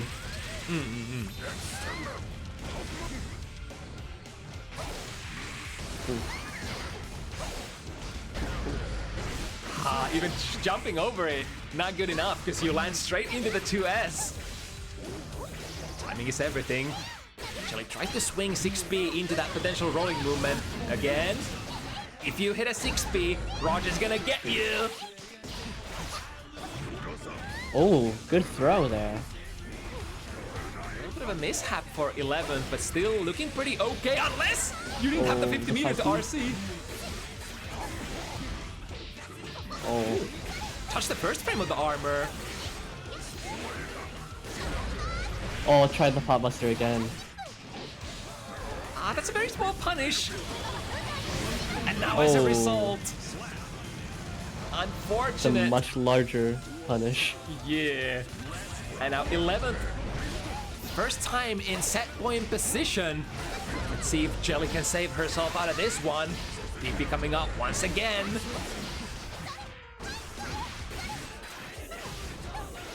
Very, very hard to challenge kind of a position, especially when Jelly is still lacking that ever important 50 meter. Has it now though? Straight into the Garud, or not Garud, at the Oh. Got counter hit into the wall.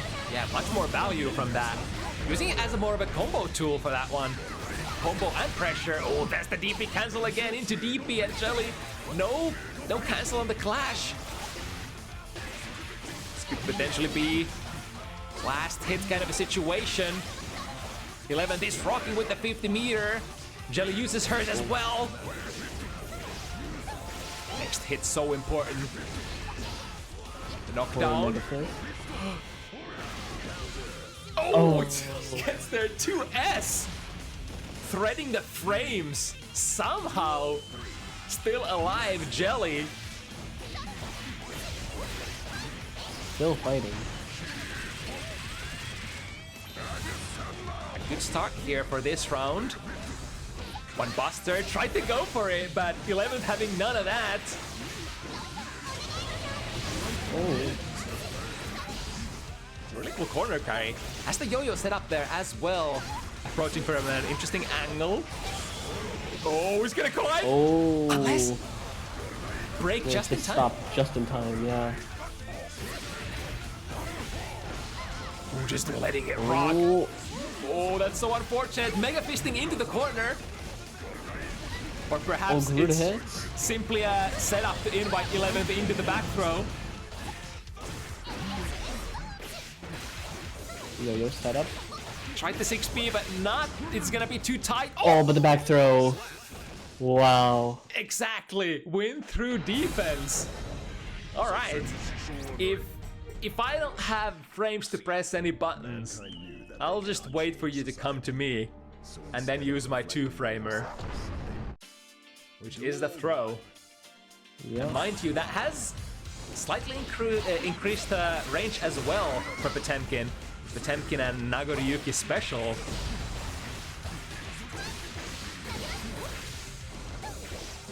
Trying to predict the timing and the trajectory again. But 11th is so active with those baits.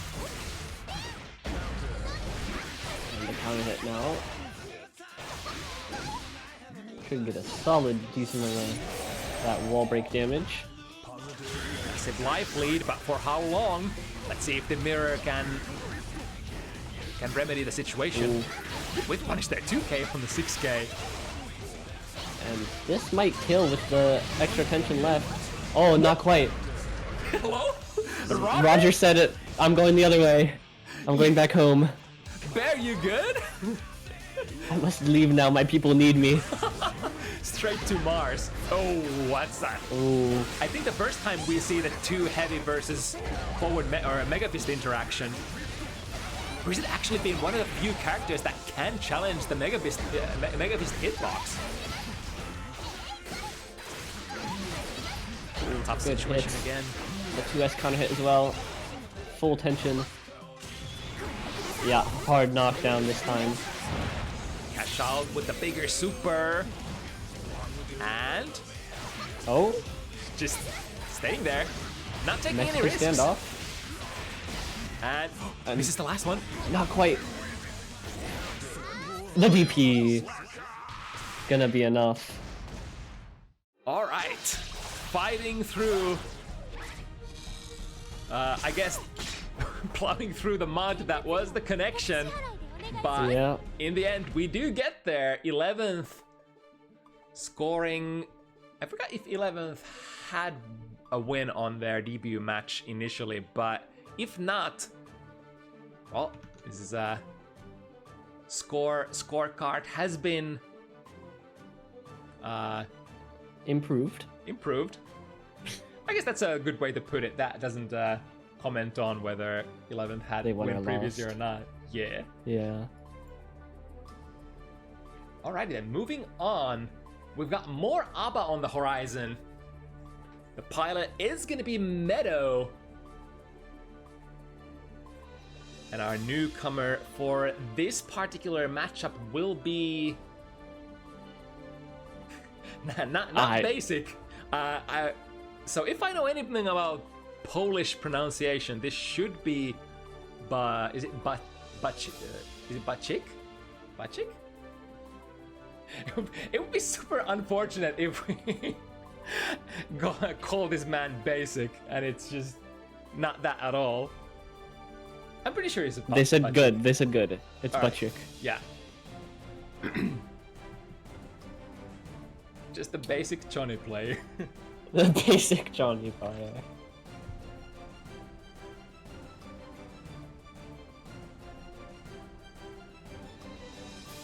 Alright, the explosiveness of ABBA versus the control and the set play, especially the guard crush set play of Johnny, that in some situations can rival even that of Gold Lewis Dickinson sometimes.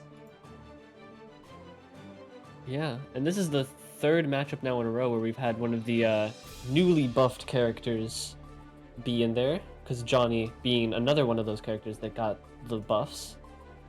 I don't remember exactly what they changed with Johnny, but I know a lot of people were complaining about it. So at least the forward dash was made faster. I believe it's 15 frames total duration now instead of, was it 18? I believe it was 18 before, yeah. Yeah. Which, like, sounds like a small change, but it has pretty big implications for a lot of things. Of course, like, a lot of situations where you're, like, chain dashing forward, you can cover distance much faster, some combos will work better. Although, speaking of that, I was watching Shady stream the other day, and there were actually some nerfs as well. I heard something about, like, 6K not comboing the way it used to previously. So I believe from 6K, was it 6K counter hit, you can't get close slash pickup anymore, and that was like one of the sort of hidden nerfs, if I understood correctly. Interesting to think about. But I believe still net positive, I would imagine. Yeah, I thought so. He got pretty severely boosted up there in obviously player usage as well as just overall opinion, I believe. Still a character that cannot block out of the forward dash, so there is that. But of course the reduced total duration does help that a little. Yeah. As well as that, I believe now just the grab out of dash is really hard to see with like 3 step dashes into a grab. Much more difficult to see now. I think it's even faster than previous games. In Exert, it was, I think the forward dash was 17 or 16 frames. I think 17 sounds right. And even in that game, it was kind of hard to deal with. Yeah. Mankind knew that they cannot. But it is very early into the Season 4 initial patch still, and the jury's still out with, you know, what the actual you know, power balance of the game is after the latest patch. The best way to see if the Johnny patches or buffs really worked for him is to watch it live here. Because I haven't played against a Johnny yet, so. Another interesting thing is I basically never seen Bacik play before.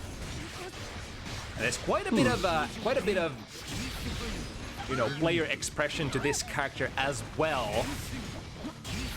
Oh yeah, absolutely. Yeah, I think this is probably gonna be the major theme of this matchup. When Aba is in normal mode, with her massive mobility problems, you can kind of just wail away with Mistfinder. Even if it is minus, what is it, minus 15 or something on block. Oh, there is a very good one. But yeah, I think Johnny has to keep in the range far enough away from 5H, but close enough for Mistfinder to hit. And if he can stay within that range, it's just Johnny's playground, bro. This poses an interesting question to the ABBA player. Are you... Oh, it's exactly what I was about to say. Are you going to back off and try to get an activation and then attack through those... attack that way? But then the counterplay to that, what if Bacik chooses to engage and prevents you or punishes you for activating? Just like that. Volt, deal, all that jelly is gone. And you're lying on the ground, ready to pop. Yeah. Very interesting stuff. I mean, that first round kind of was just Mistfinder, kill. By getting some RPS tools in immediately with tilt going over the low Mistfinder, and then the command dash as well going under. Damn, just let me press a button. Forced into a pop state, Meadow will have to try to work her way back into the guard of Johnny and get a couple of hits in before she can activate again. That would do it. And straight into it. With the Banzai armor too. Oh, deactivating the combo.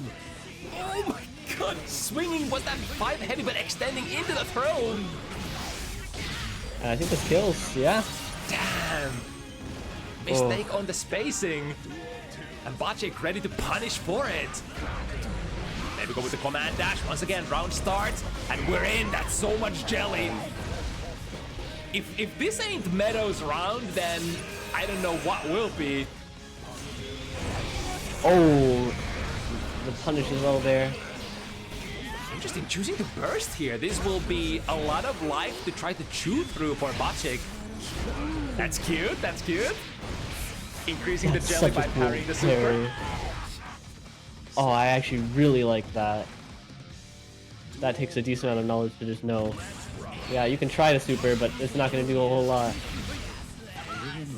I think you have to be at a specific spacing though, because that super is quite fast and the parry is relatively slow startup, so probably at, you know, can be around full screen range to get the parry successfully. Yeah, I think it'd be a bit closer, but nothing much more. Right, here we go, into a throw, we can deal. No, we're actually cashing out! Yeah, wall break is gonna be enough. Good recognition there. A lesser player, or your dear commentators, would have probably just throw into deal and then reset it. But Bacik said, nah, it's over. It's over! Yeah, watch this card trick instead. Oh. I guess you would kind of have to play with that parry a bit, because a lot of the time, what are you gonna do? Are you just gonna take the Mistfinder? Yeah, I think that's gonna be the key to have a success. Oh, this is the vault. So close, but not quite enough. Oh my goodness, completely whipping the gold burst. Oh, the cards are whiffed. Oh, all the cards. No cards for you. Got the backdash, ready to throw, but not getting, I think, landed into a 2S, but that button is slightly different than many other 2Ss in the game. More of an anti-air rather than a mid-range poke. Now through the wall, we got the jelly. Ooh, 6B. Johnny is really, has kind of like a sort of, is very high profile poke kind of a character. Mistfinders, far slashes, 5 heavies, a lot of those can be 6 speed. Oh, good cross off there. Well, it's the activation. Oh, Setup. Wolverse could not take damage, but doesn't get any of the rewards off of it. And yeah, the counter hit. I wonder if that after that deactivation for Meadow, was it just a execution error that she didn't quite get into the meaty situation, or if that's just a knowledge check, kind of like, all right, do you know that you can press buttons here, or are you gonna respect me unnecessarily? Yeah. Either way, Bacik. Ooh, there's the parry. It does. And another. Nice. That's full jelly gauge. No. And gold burst now. And blocks the card. This could be really good for Meadow if he can get something going. Being able to get a couple of parries in, basically, and putting you in at full jelly, makes it much more easy to justify like a raw activation, because you have so much time, and still, Meadow has so much time. We'll be in normal mode after the wall break, though. Jumps the card. That's a punish. Are you kidding me? That's so smart. It's a very, very rare kind of tool, being able to ground herself faster than many other characters out of a normal jump. Oh, wait, this doesn't kill. I thought this would kill, but Meadow still with a chance, and the reversal blocked. Better see. Bacik wasting burst to make sure that the kill happens. Yeah, good sequence. Had to initially block the low, chose the right block, and using the resources to just push Meadow away from the potential second mix-up. Remember that after that 2 heavy, after that low, you can still go into an overhead as well if you want. Break. Hard knockdown. And, oh, nice gold burst there. Giving Meadow a little bit more to work with. That was so important. Bar slash. Doesn't get the deactivation, unfortunately. Oh, and the card hit in return. Might have been trying to parry there from that, you know, that close distance. Maybe, yeah. I didn't recognize the frame. I couldn't really either. It is such an important ability to do, though, because there are a lot of situations where the time is stopped. For example, just YRCs, or you know, in Nagos and Abba's cases, when you pop, being able to recognize the frame. All right, what is coming out at that moment is a really high level kind of an ability. Oh, it's gonna punch! Oh, a super is really fast. And now tragedy strikes Meadow. As not only is all of her life gone, but all of that jelly is gonna be basically thrown out. And a lot of like smart players, when they recognize that, all right, I gotta hit in on an Abba that has jealousy rage active, they're probably gonna spend all of their wild assaults and everything just to keep the Abba in basically that block string until she is ready to pop.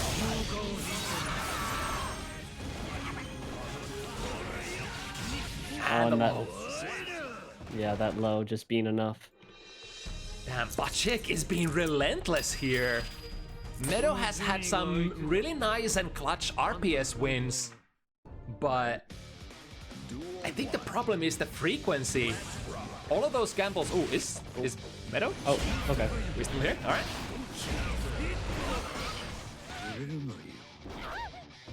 And now into the deal. Oh, Like whether you take that hit, in some situations that taking that hit could probably be even better than taking it on block, because that will cause guard crush, risk build, and potentially even bigger hits. that you won't be able to defend yourself against. Ooh. Right into the mode. Oh, Danzai! The armor being more than enough. And it seems like Bacik is getting a little greedy because Meadow is just getting all the counter hits that she needs and catching that backdash as well. Yeah, now that we actually talked about Potemkin and the armor, I think the Danzai mechanically is probably a guard point or something, because that is a move that just goes through supers and doesn't care about supers at all. Oh yeah. Oh, we can see Meadow is really getting confident, getting a lot of counter hits where it matters. Oh, ran out of jelly though. On a good read from Bacik. Damn, brave! Yet Into the very card. lucrative. Yeah, close slash mash. We'll take Oh. that. But another thing we'll happily take as well is this reversal super that puts Meadow in the mode. Oh no, pop the Not quite enough. Oh. The second hit, I think that's a low, right? Bacik was standing up. I believe only in Jealousy Rage that's a low. I don't know if in neutral it's also a low or not. Someone may have to fact check me on that. Yeah, this tough situation, forced basically into a pop. Oh, but Bacik went in too early. That the pop animation is completely throwable. Oh. Bacik managing to catch the recovery frames of the parry afterwards. Another missed throw attempt. And Danzai hitting. And getting the wall break. Alright, the economic play here. Uninstall, use key super to break. Oh, managed to get the counter hit on Meadow. Now, Meadow would love to use meter here, but does she get the chance? The close slash OTG is not enough! But he backdashes away from the reversal. There was an opportunity for Meadow to RC that, but the super does produce multiple hits. Sometimes people, you know, misjudge the timing, getting the punish between. But Bacik had a very clutch 6k there between the hits. Gold burst now with Volt. Yeah, you probably want to use your own burst as well for that 6. Oh, would that jump over? No. Forced into the pop animation though, and now Meadow is completely dry. Tried to get a parry there in order to remedy that situation. Oh, this kills. Nice. It's surprisingly good damage out of normal mode as well. Of course, doesn't rival the massive damage output of Jealousy Rage, but she has surprisingly good combos in normal as well. Yeah, absolutely. Punish on the landing frames. Yeah, keep it simple. Get the heart knockdown. And what next? Oh, 6k is the tilt. Parry the card throw, nice. And yeah, just a counter hit there. Bacik, 6-1 here.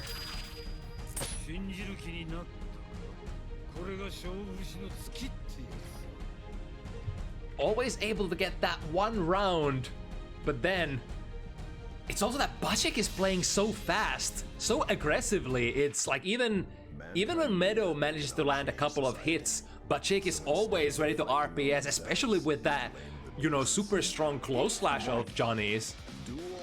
Yeah. We go once again, dancing backwards, dancing forwards into a throw, deal, and a card crush. No, first trying not to get wall broken. Baits the burst as well. And those are the kind of plays that Meadow absolutely needs to turn this around. That was really good use of FD, pushing Meadow out of the key cancel. But Meadow with a good call out there though. ooh, dancing a complete whipping there. With the little jelly that she has left, forced into a pop. Oh, tried to back that. But it's such a stark difference having the normal mode backdash being like one of the worst ones in the game after Slayer perhaps, and then in the mode probably one of the best, if not the best. Yeah.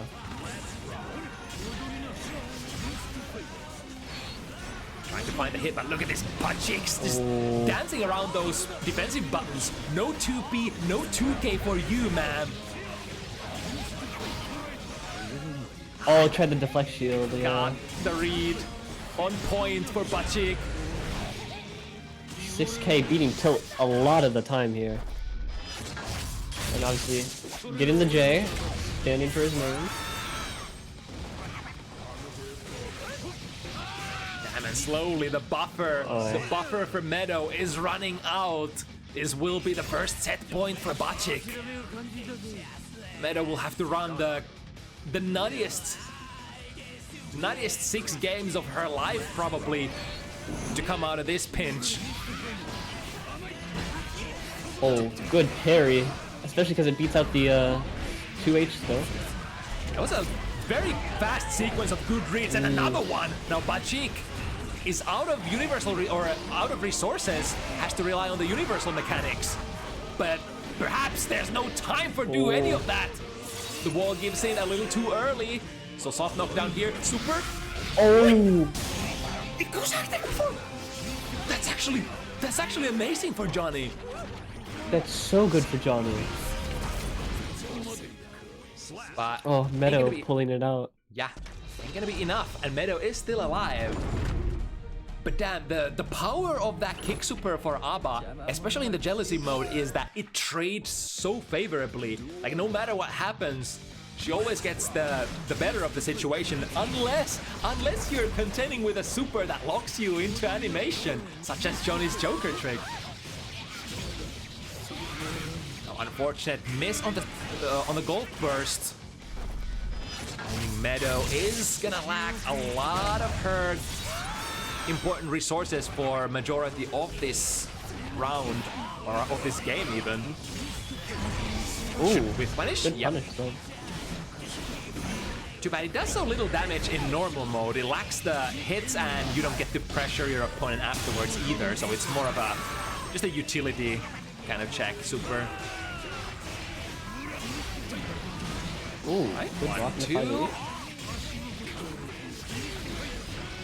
Ooh, great challenge. Good call outs. I think Bacik was trying to dash into that throw that we mentioned earlier. Danzai delivery. Oh, Danzai. Oh, but the 5P. Quite brave there. I wouldn't dare to press my buttons against the jealousy rage Abba who's coming from the skies, but you know what they say, if you don't play, you're not gonna win. And Johnny is the gambler after all. Overhead hits. Immediate burst from Bacik. It's again I think going for the throw way too early. Tilting forward. I think so. A lot of tilting forward. Right, successful. And a reversal. Activate it. With A combo. little bit of jealousy. Gets Danzai off, but that's gonna be all jelly left. Trying to keep up somehow with the slow movement. Is he gonna? No, not gonna go over. Not gonna kill either, but might be the last interaction here. Bacik finds the hit, gets the kill, and clears their debut match here on Bounty Hunter 7-2. I think, a great amount of matchup knowledge for Bacik, just standing in all the right places, keeping Abba away, never really letting Meadow get into the distance where she could use that 4-framer or that 2K that reaches so far. And Yeah, like very that, good awareness. yeah. That normal mode 5 heavy ain't gonna help you much either versus Johnny Spokes. Yeah.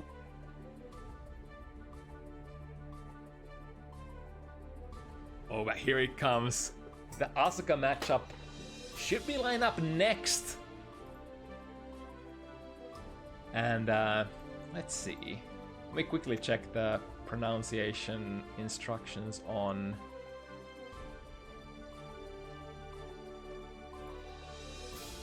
So this name is pronounced Vena.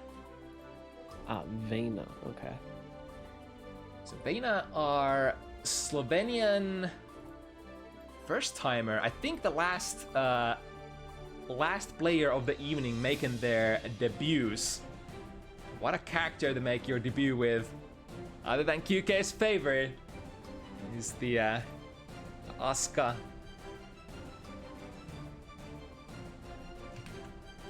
The card, the cubes. What more could you need? Interestingly, I think I've never watched an Asuka versus Kai match before. No. And it's, Most of the Asuka matches I watch are very high level stuff, and then Kai, yeah, I just don't really see too often. Yeah, we don't see Kai very, like, Kai has always been like, has been very good throughout the whole lifespan of Strive, but always like in the shadow of some other, you know, more highly regarded characters. Yeah.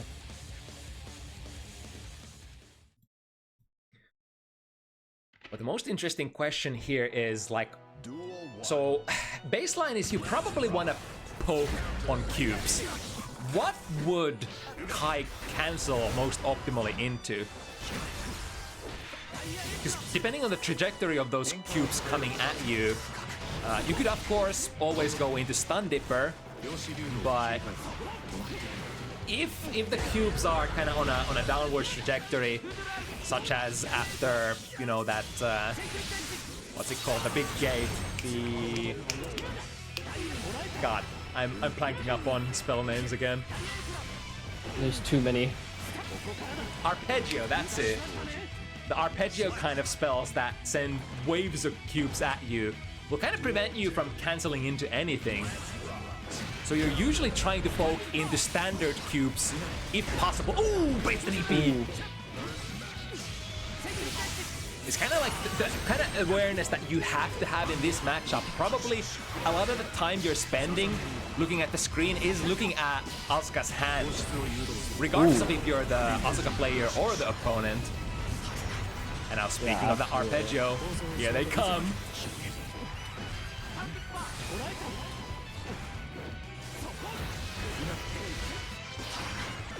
Getting a couple of really important buffs. Ooh, but a clean air throw. Put them under the ground. Don't let Vena utilize any of those good spells. The fastest super in the game. He's pressing something.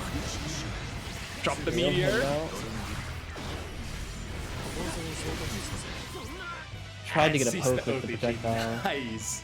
Oh, that might have actually not even been an OTG. That was a clean combo. Maybe. Trying to deflect shot against the projectile, so that's kind of doing something, but not too much. Lots of utility in hand. That's overload of utility hand. Only one offensive cube. So Vena potentially having a rough future ahead when heading into this next screen. Yeah, understandably just aggressively forward. Try to get some sort of an opening to shuffle your hand. And still, yeah, so good knowledge from Jungie. Saw that arpeggio was the only spell in hand, which means like it's a very slow to activate spell. So you technically can't prevent the opponent from doing stuff with that.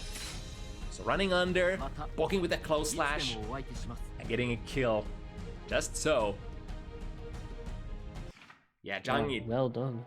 Definitely knows at least a little bit how the matchup works, knows how the spells work, and knows some counterplays. But on the other side of the coin, even if you know how it works, sometimes there's very little that you can do about it, because now the buffs How are many cubes active. would you like? Oh my god, that's actually that's not a gravity rod, that's repulsive rod. The rod that you usually wouldn't love to use is drifting. That was a RC, I believe, from Jungie. I Immediately being around. I felt to see if Jungie was drifting backwards or forwards, but with the particle sphere being like one of the fastest supers in the game, just preventing all of that Jungie's movement.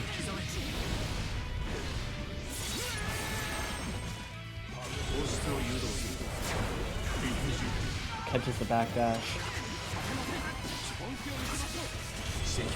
Ooh, Oh. heavy fireball from Kai does have some durability against the cubes. I think the problem tends to be that oftentimes, you know, the duration with which, you know, basically you get to take out cubes much faster than that heavy stunnage. Oh. Yeah, just like that. It's easy to overwhelm the screen with projectiles. If Kai hesitates or tries to throw some of his own. 1-1. Duel Yeah. 1. Let's rock. Yeah, that just round start fireball is always very tricky to manage. Yeah, one of the very common openers is either the TK Screamer or the normal jump Screamer will kind of cover different distances or different angles. One of them covers 6 Ps and one doesn't. Ooh, no time to cast the Terrametron, I think was Vena wanted to cast there. Water in front. Smartly Jungie poking into it, dashing forward. Very little mana here. Scores the combo nonetheless.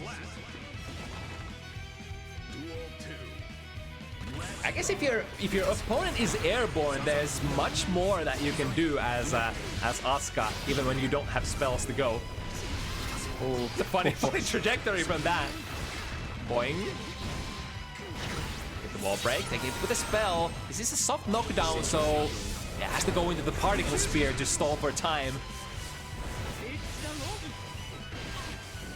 The heavy fireball actually deleting one of the cubes from the green orbs, which are usually the better of the standard cubes. But the particle spear is so fast, basically preventing Jungie once again from running in.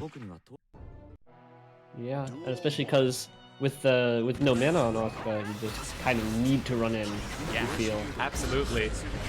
It's one of the saving graces that you can do when either your mana bar is empty or your hand is empty.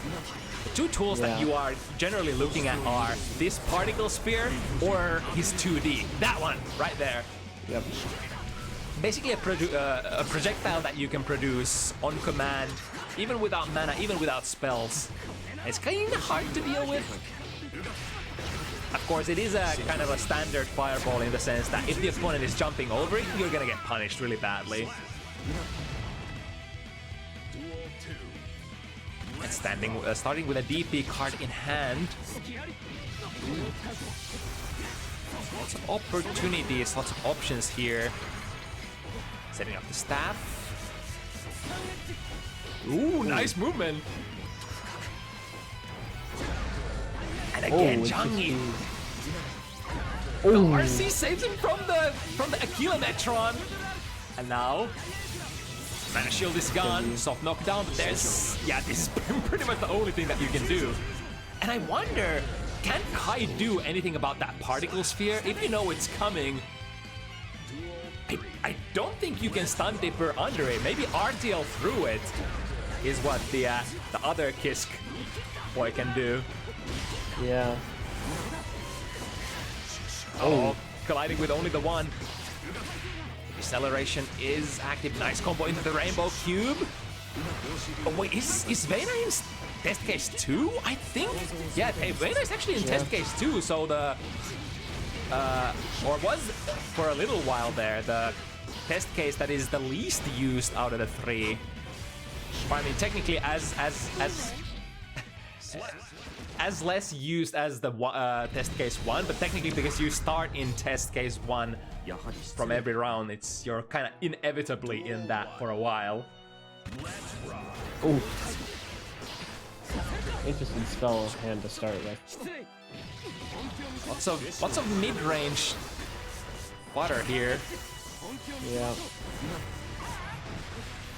Ooh. Lots of plus frames Gets converting. the mana break. And to ride the lightning. Oh my goodness, so much damage! God! Wow. I think there was That's a that decent amount downside. of risk there on top of that as well, so that's like probably some of the best modifiers you can ever get in your Guilty Gear Strive career. Yeah. Like shield keeping Jungie away for now. Get to cycle the hand. Ooh, The nice one DP. good feature of Kai DP hits very upwards and behind you. The block. No response for Vena as we reset into the heavy fireball and then into the combo. Mana shield is broken. And soon Vena might be as well. Oh, Yeah, had to try something. But tried that to be time aggressive, but yeah. is I kind of like the idea though. yeah. It's you kind of have to be aggressive. It's like you're not gonna get that mana back by just hanging back and waiting for your impending doom. Because even on block, the chip damage is gonna be way too much. Oh yeah. Again, I think perhaps Vena, I wonder if it's a conscious choice to go into test case 3, but Vena was in, wait, is in test case, sorry, in test case 2 here again. But it's kind of cool because we don't generally get to see test case 2 gameplay that much. It's a case where you have a very abundant amount of like high-low spells, but also some of those strange gravity stats, such as this. Yep. You really don't see a lot of it, but just a lot of bouncing around. And I think there's a lot of like untapped potential with, you know, some of the staffs sort of modifying your gravity. Not just the gravity of the cubes, but also your own gravity, and you get to do like different kinds of air strings, for instance.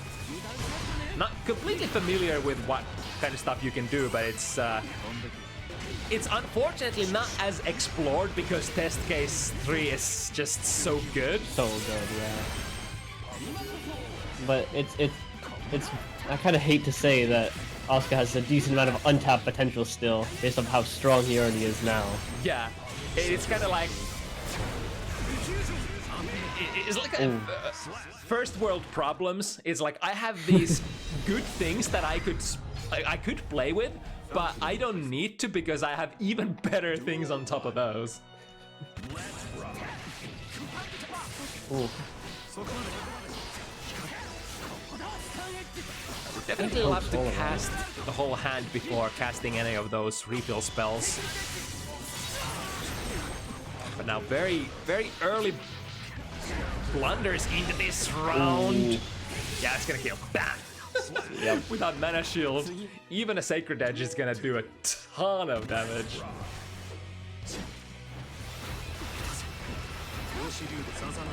Yeah, good pokes. Ooh. 6B working out, and now Vena already at low. Ooh, very nice. Very low mana here. There goes the shield. Counter hit, banana's gone, yep. I think if Vena, or sorry, if Jungie managed to cancel into RTL there, that would have been a kill on the wall still. But instead used that tension for after the wall and worked out.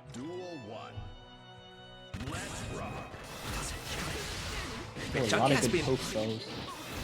has been able to reverse the flow of the momentum extremely fast. That was very nice move. Jungie was probably like prepping for a close slash anti-air there, but just in the nick of time teleporting out. Being as tricky as possible. Probably felt like it was time to risk it and go in because Vena had a very unremarkable hand at the time. Fortunate miss on the throw. Only utility. Oh my god, this hand is nothing but utility. Help! One attack spell. Don't even need it. Don't even need it, yep. Just get him. Normals are kind of okay as well. Nothing to write home about. And I think most importantly, like the kit that the normals are attached to is a little complicated.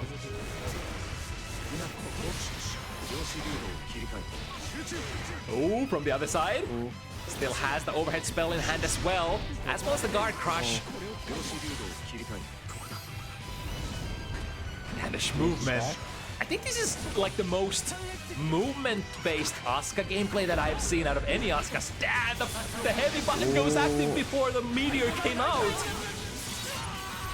And now Vena forced in a position where next hit is basically a mana break. Good timing on the burst though. Oh, good 6p. Vena managing to get mana back, but still. Yeah, Old Faithful 2D helping there at the end. I think that was a really great showcase of how important 2D is for Asuka. Being out of mana towards the very end of that round, sending a 2D, finding a hit, able to then shuffle the hand, get enough mana to get back in there, and then kill. Yo, Oh, good nothing teleport. personal, kid. Set up the Rainbow Cube. That spell is basically at its best when you are working the corner. Oh. Just all the damage into that wall break. Why not? I think Vena has most of the good buffs active as well, at least the mana buffs, so Yeah. No worries about anything. You can just send all the spells in and get the kill. this time transitioning into the test case 3 instead. Classic stuff. Ooh, important poke for Jungie. If he didn't get a hit there, that would have been arpeggios galore. Still with 2 arpeggios in hand, but perhaps the problem here lies with the lack of immediate attack spells. Has 1 green cube if he can muster the mana. Oh. Which is going in. Yeah, it doesn't go to try to recharge the mana. There we go, now we're all good. Oh, good burst out of that. 2D again, and another. Teleport. Yeah, that was Yeah. just as he drew it. I was like looking the teleport card appear in Vena's hand, and then I was like, oh shit, it's gonna be a cross up. Oh, this is over now. Really great recognition from Vena as well that he did draw it and played it with the incoming volley of the arpeggio. Ooh. Right? And gold burst. Completely also bricked does. hand. Look at this. This is actual garbage. Oh my god. One Maybe you can attack do spell. something with it.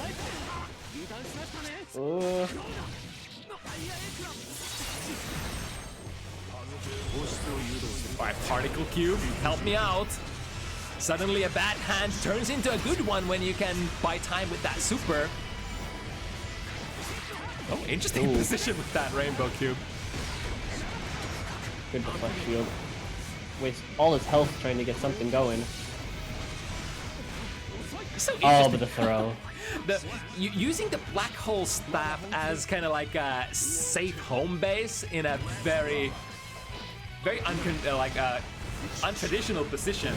Cool combo into that DP Metron as well. Yeah. I guess it's generally not a spell that you're very happy to have in your hand because you're usually not expecting to be in a position where you have to defend, right? This character is all about the control and the offense. Maybe trying to get the hand reset. No, goes aggressive again. Now it's almost nothing left. Oh, no, get the bit back. Right, getting finally some attack spells. And the whiff punish, not quite enough, but yep, bounce around. It's just so cool seeing that stat being used for the first time. It's kind of like maybe not as good as. Well, I guess it's of course the black hole staff is the king of the staffs, but like it's not very easy to approach on those bouncing cubes either necessarily. Yeah. Nice slide on the landing frames. If only we had super here.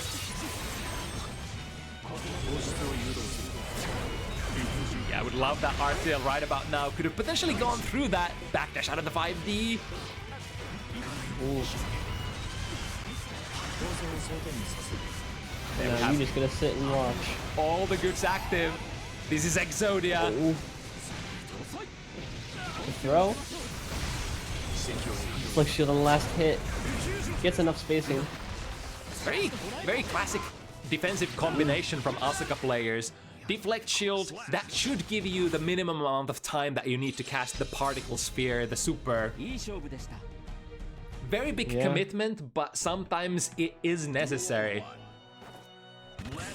And like Asuka is a character that, you know, that little bit amount of time that you can buy, depending on your hand, can just be straight up win at that point. In the test case 3, once again, activating the buffs. Auto import is there as well. Oh. Yeah, this looks pretty good. Oh, good teleport as well. Getting out of that situation and getting the kill. Jungie, you know, had to go on aggressive there. Like, Vena had so many good buffs, so many good spells active that if you get to start the engine and cast those, it was gonna be over anyway. So might as well risk it for the biscuits.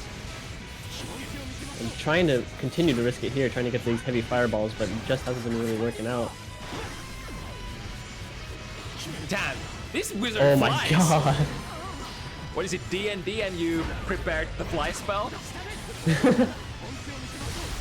Like, shield does get some amount of value.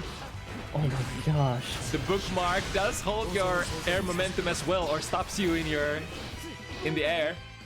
Nice juggle, and that should be, yeah, that should be That is 7. it. Vena.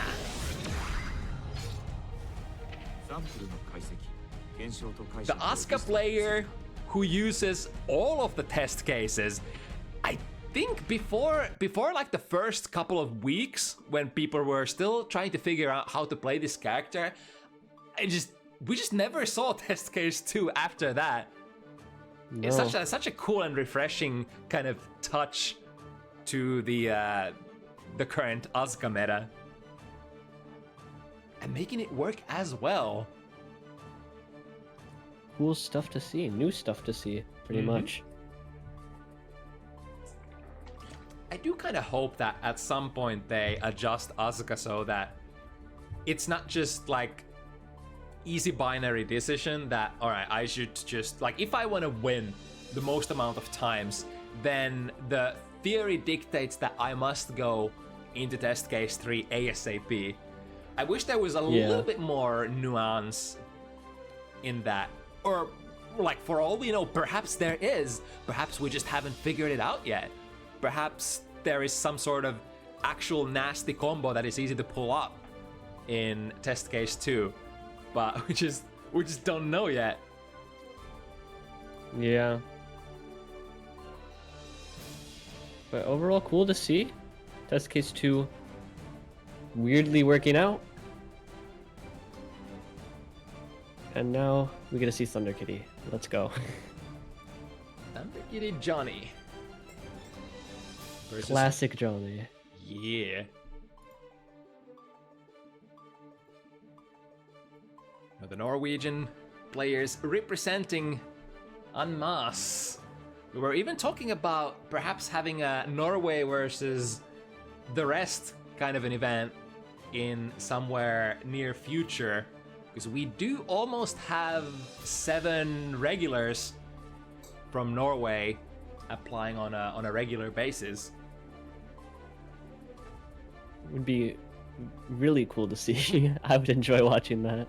Yeah, could even do like I bet we could even muster, you know, if we wanted to do like a country versus country matchup as well, that would be possible. I could muster up enough Finns, for instance, to play like Norway versus Finland, but maybe it's more interesting if it's like Norway versus the world instead.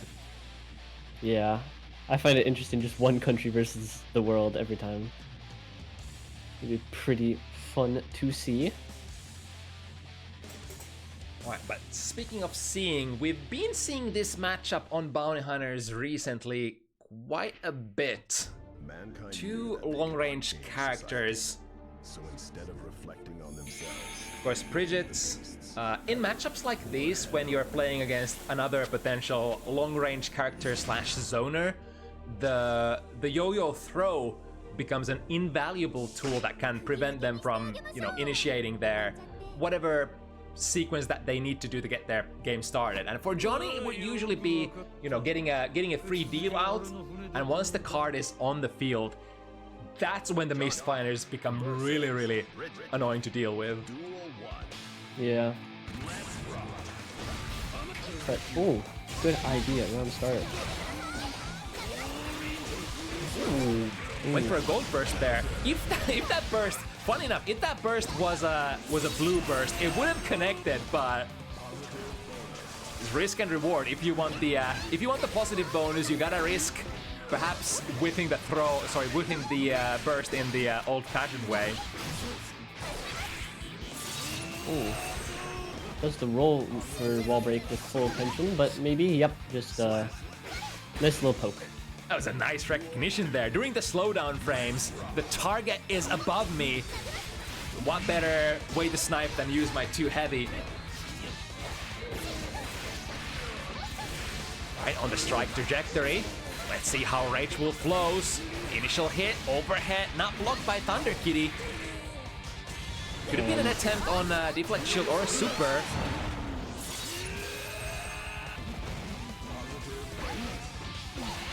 Safe jump, yeah, taking a little bit of a backstep between those hits in case Thunder Kitty wanted to go for a reversal or a burst. And these good... Oh! Wait, hello? Did that uncombo? It wasn't hit at the start. I mean, that will definitely do it. Reset into that super and that's certainly gonna be enough. Rage Wolf with a really fast first game. That was like 20 seconds and 20 seconds. Yeah. Oh, well, wait, is it a desync? Oh, it's a desync. Yeah, I think it's a desync. It did look really weird, as if like Thunder Kitty was not playing at all. Yeah. So we might have to roll that back.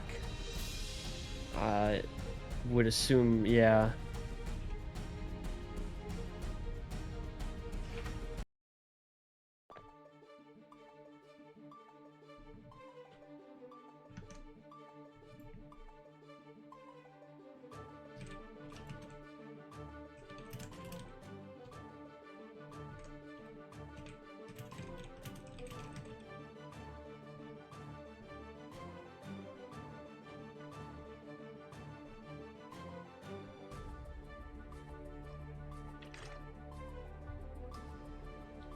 So, second time's the charm. We don't need a third time. This time it'll surely work. Yeah, always works on the second try. Anyways, yeah, it always works, totally.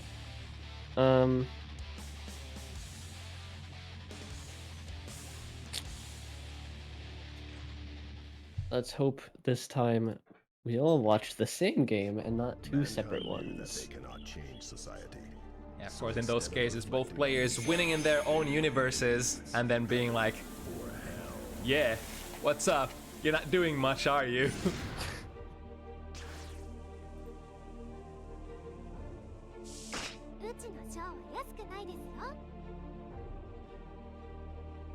Alright, let's see if we're gonna get as explosive rounds this time around. Thunder Kitty, while the match was still not disjointed, did go in pretty hard. Just like that, I remember something similar from previous game.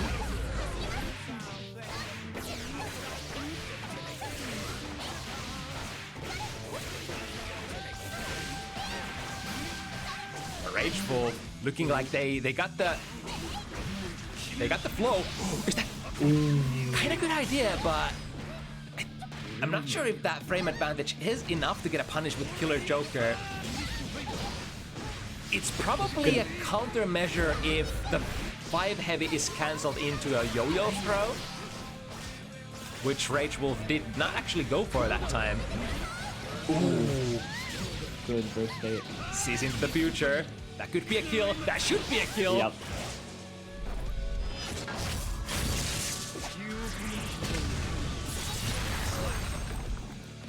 going straight through the wall.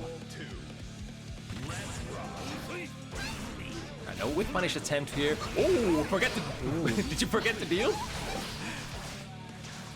Generally, I guess... There we go, there's with the deal. The thing with the deal, or the vault deal is that... It is not minus enough to be punished, so it's kind of like a Geo up kick, Kai... What's the special called?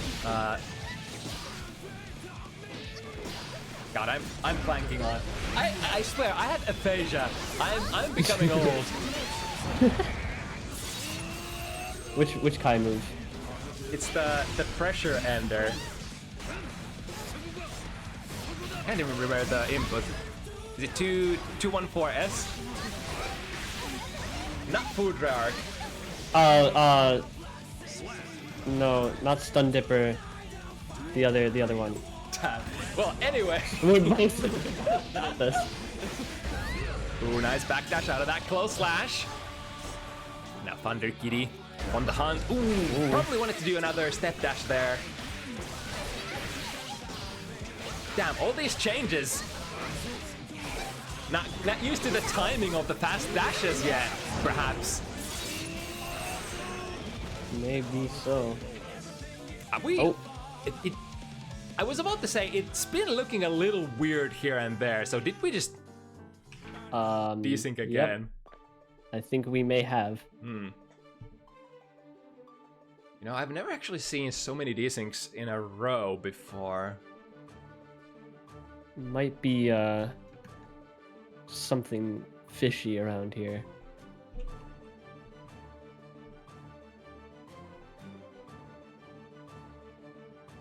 We could try remaking the room, and just in case, we could ask one of the players to remake it. Yeah, we may need to.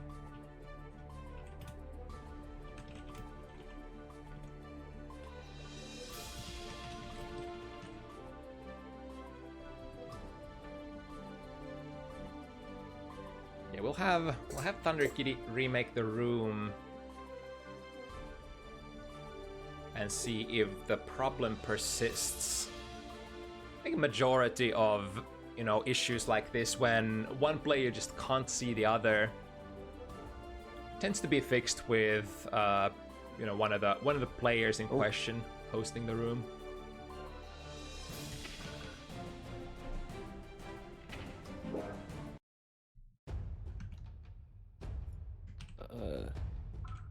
Network.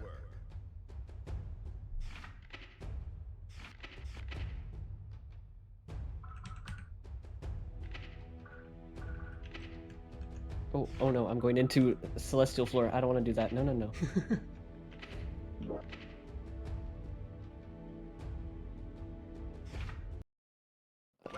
I don't want to go to the US West Coast. Please. Strive.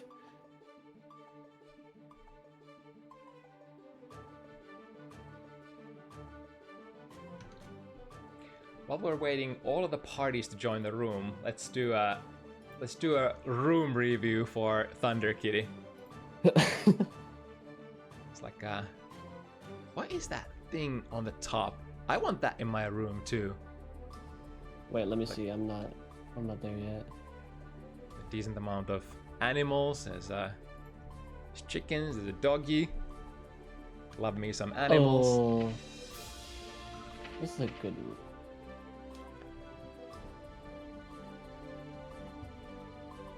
There's some bike and representation. I can vouch. This is a good room now.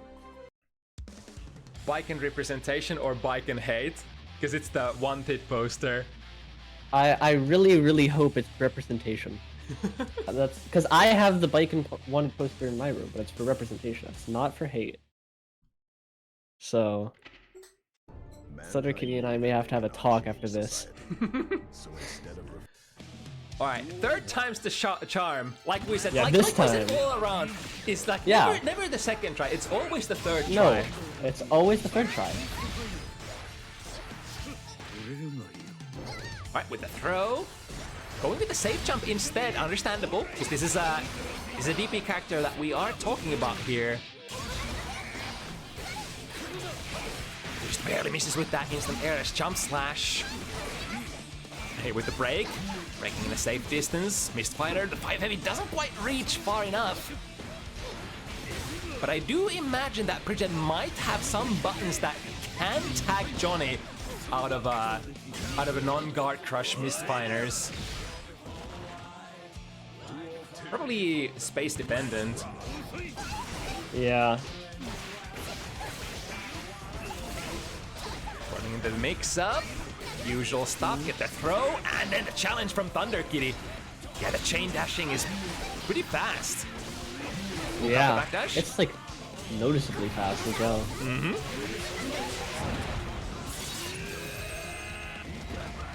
In before, they're gonna shave a couple more extra frames out of that when the Johnny players are like, these buffs ain't enough. But let's see if this combo is enough for Rage Wolf. Has 100 meter to make it work. Here we go, cash out. Oh, okay. Didn't even need the super.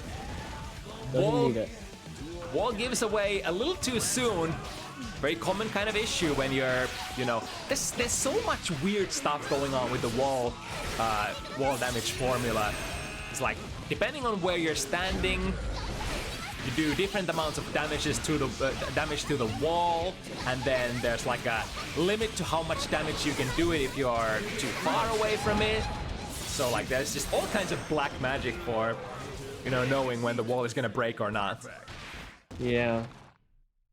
Dare to say that it's just literally impossible to know sometimes. You're just making educated guesses is the word I'm looking for. Yeah. And I mean, technically, if you perform a combo with... I think they desynced again. Oh my god, no way. Oh my god, no way. No. Oh, the matchup is cursed. Oh no. Maybe it's not meant to be. I had my suspicion for the fact that Rage Wolf got a perfect on that last round, and Thunder Kitty did nothing after the safe jump. But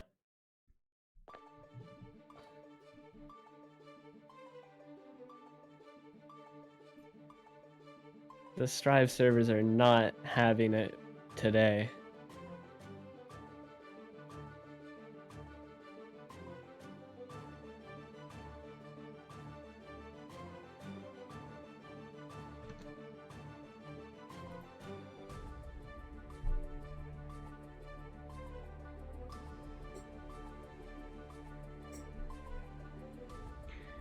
Yeah, I mean, if we...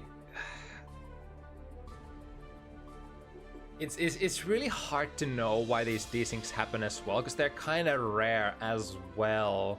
So I would imagine that the players probably don't have any idea how to fix it either. We could try once more. Yeah, isn't the saying fourth time's the charm? Yeah, like we've seen, Yeah, like we've been saying the entire time. Fourth time is the charm.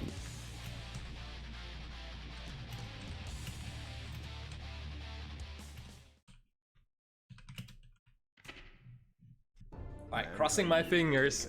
Here's for all the marbles. Crossing my fingers and toes. This time it should work. Oh dear Lord, Daisuke, hallowed be thy name. Deliver us content. And while we're at it, throw Gaben into the mix. Bless the servers. Alright, let's see. Is this time the one?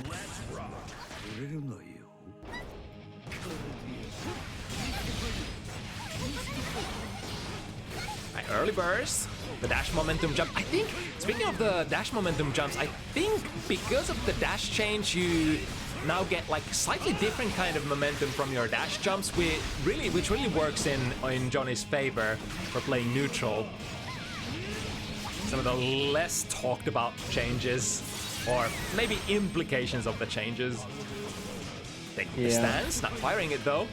Standing at the perfect range where that 5 heavy just doesn't reach in time for Rage Wolf for a punish on block. That's the meter to keep up pressure. Oh, the vault throw. Actually, one of the counter plays could be. Ooh, that was very well spaced. I think that was actually plus for Rage Wolf. Scootering in there, close slash, big starter, cash out. So far, so good. Thunder Kitty doesn't have a whole lot of resources here to defend with. Remember, Johnny is not a character that has a meterless DP or anything. Has to have that either 50 burst or 50 meter to have any sort of super good options. I have my theories. I have a sneaking suspicion. This is not a real Thunder Kitty. That is my suspicion. I don't want it to be true, but I've seen some interesting plays. Yeah, this yeah. Yeah. No, this is. I would wager that you may be onto something here. Yeah. Oh, hey. If this is an AI, pretty good reversal. It was just followed by standing still. Yeah. Yeah.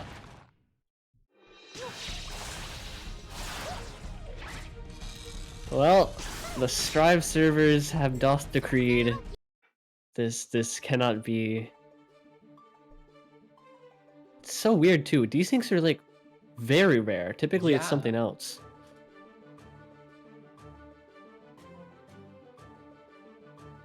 It's like, from my experience, usually there's like some sort of problem with like how your computer runs. Like if your computer runs clean, then like desyncs just shouldn't be happening. So I think there was a time where I had a desync with someone and during a tournament, and eventually they just had to DQ. And immediately after they closed Strive and their entire computer crashed. So it wouldn't be behind Strive in a way.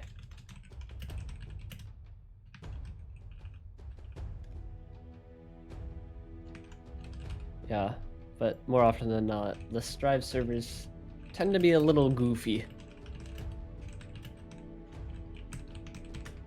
Alright, let me prompt the next pair then. Oh, maybe I should make the room first. That's maybe yeah. Probably a good idea.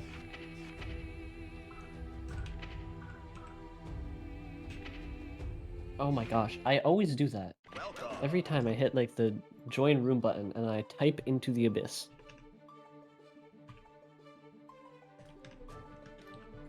Alright, the ID is gonna be this. Alright.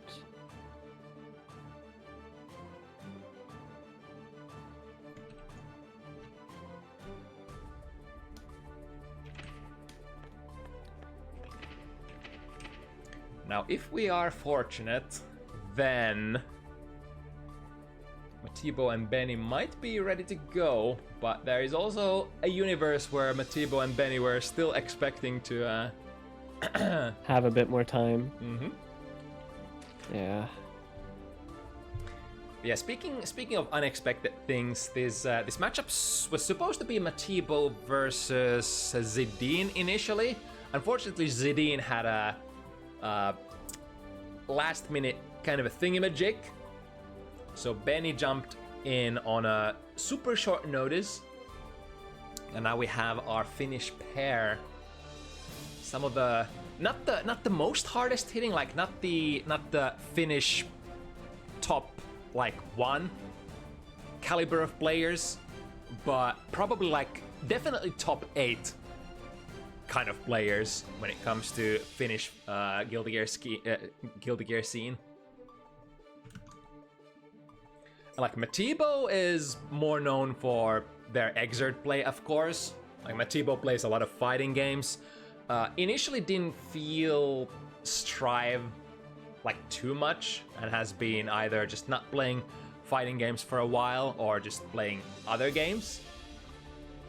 Beni, as far as I know, is mostly a Strive gamer, and I never heard Beni playing other fighting games before this, which is kind of the case for a lot of us. That's kind of ties to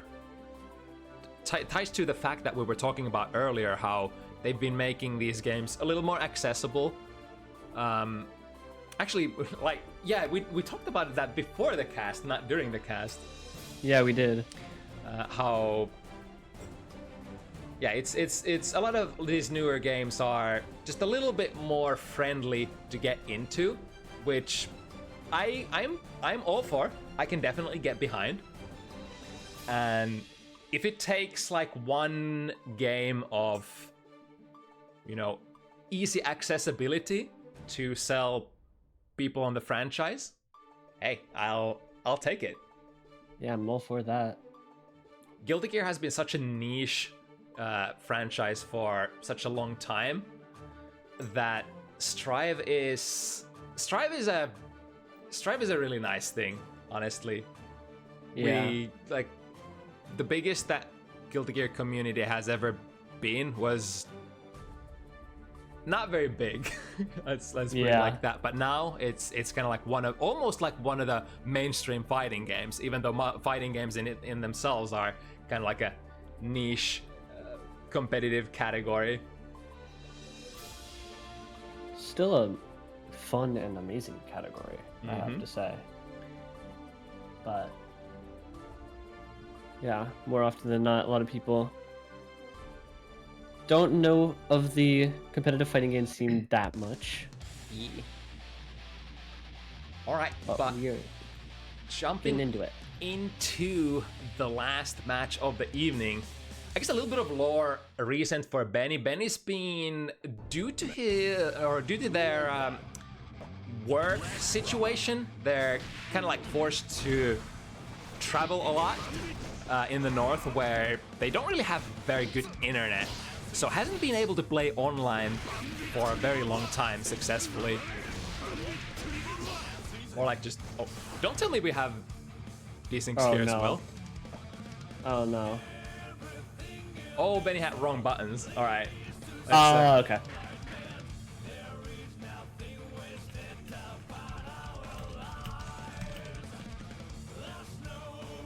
Yeah, that's just get a new start. Let's get a real quick refresh.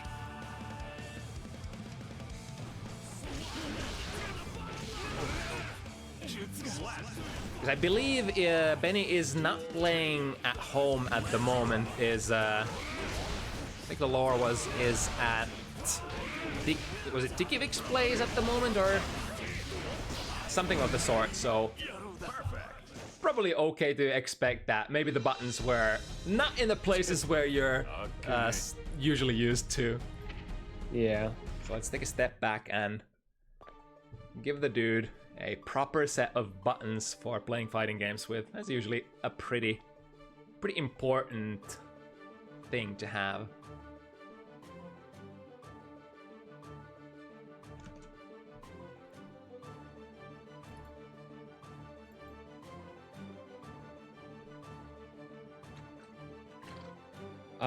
We may also have the oh no, you fixed it, never mind, we're good. I was about to say lucky because I had the wrong names on too. Yeah, I just noticed that.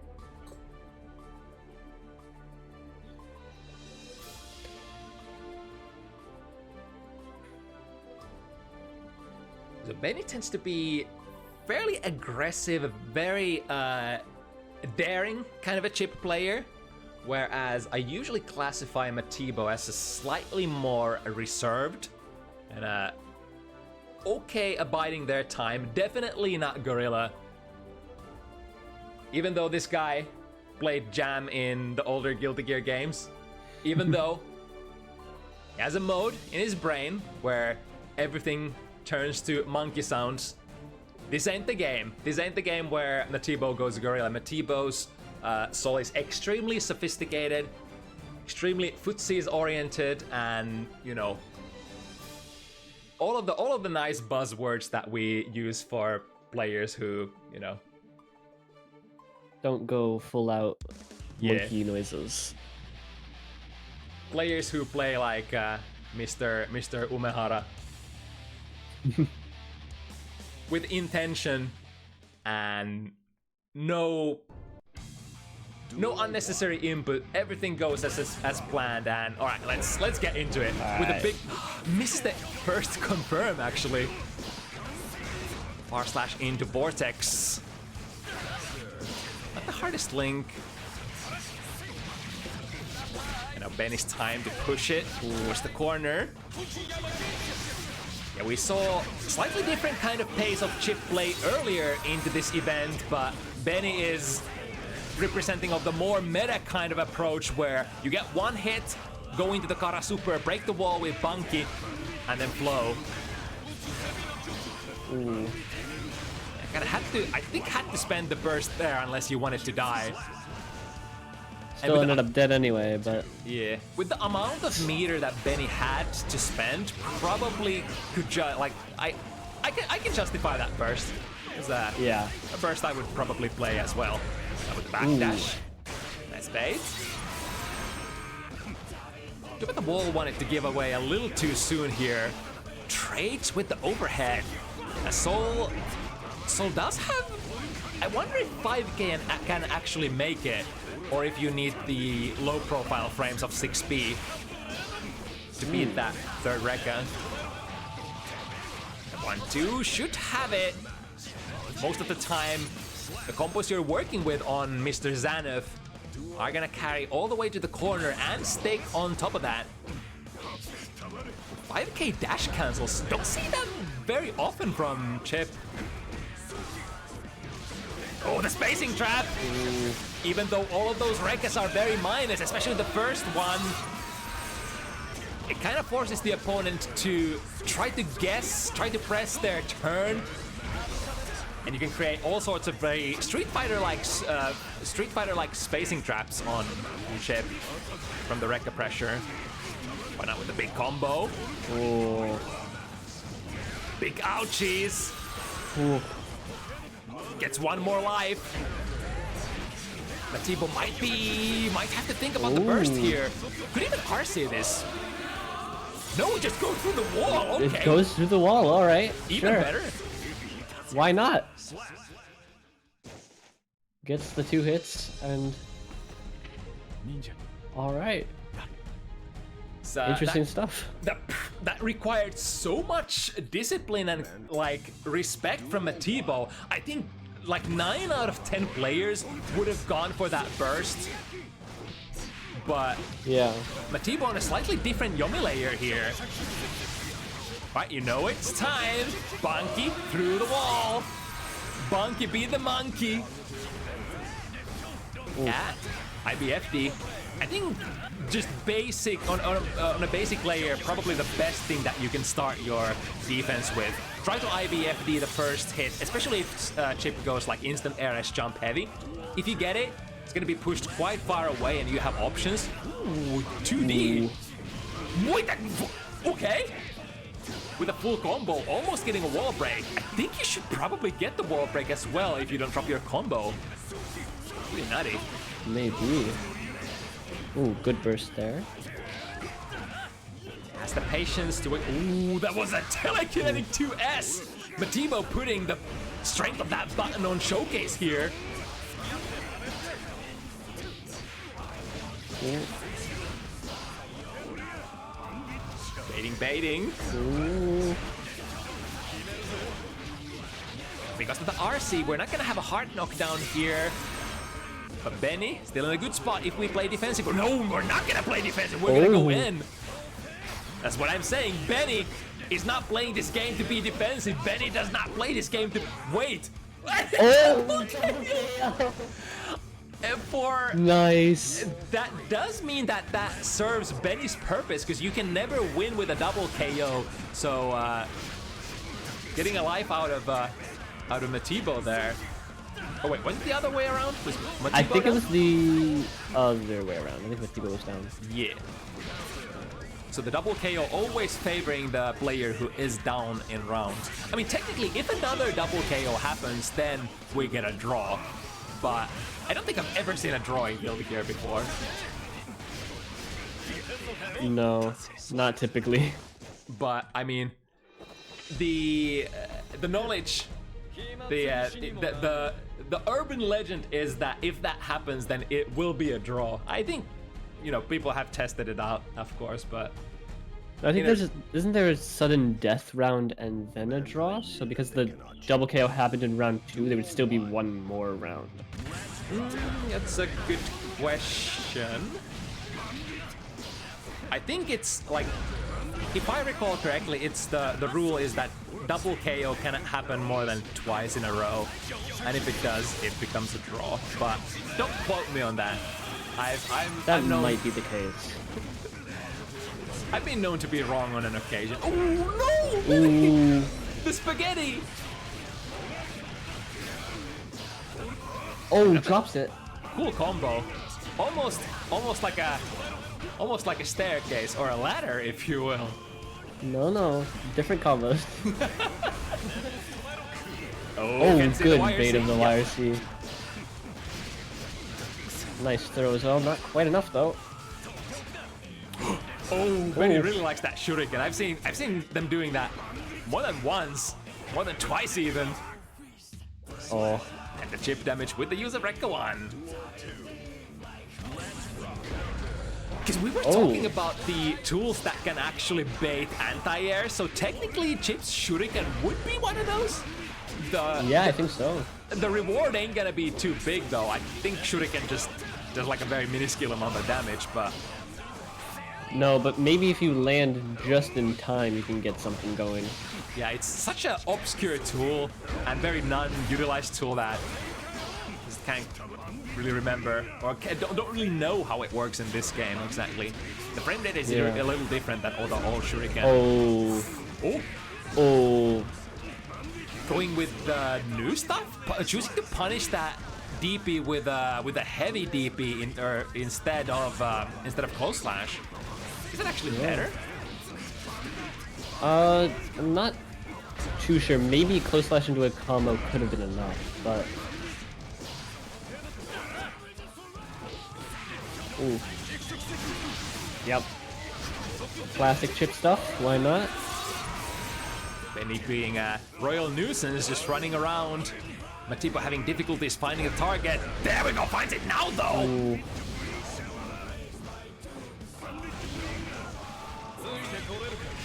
Ooh. With punishing that missed. I think it was a 2S with a Danzai Roga. Is that gonna be enough? Not quite. DP. Both are so low. Just a little blade through your head. All you need. Yeah, normally the alphas don't do that much damage, but the closer you draw to death, the harder it becomes to deal with.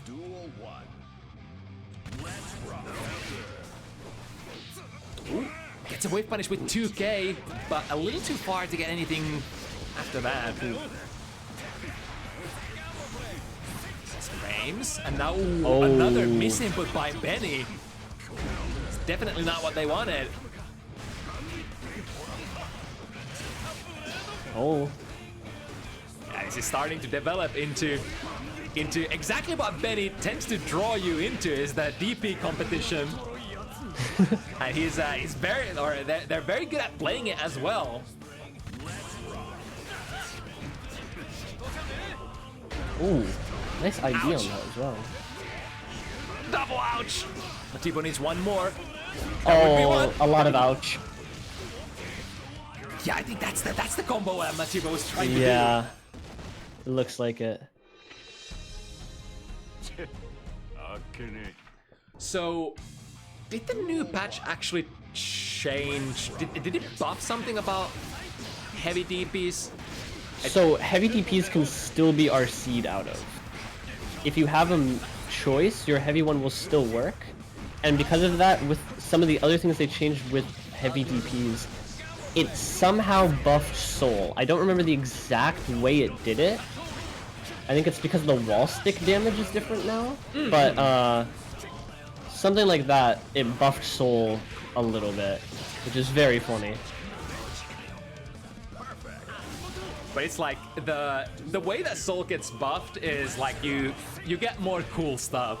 Maybe it's not like the biggest buffs ever, but like gradually, slowly, Soul's damage keeps increasing and it keeps getting more and more cool stuff.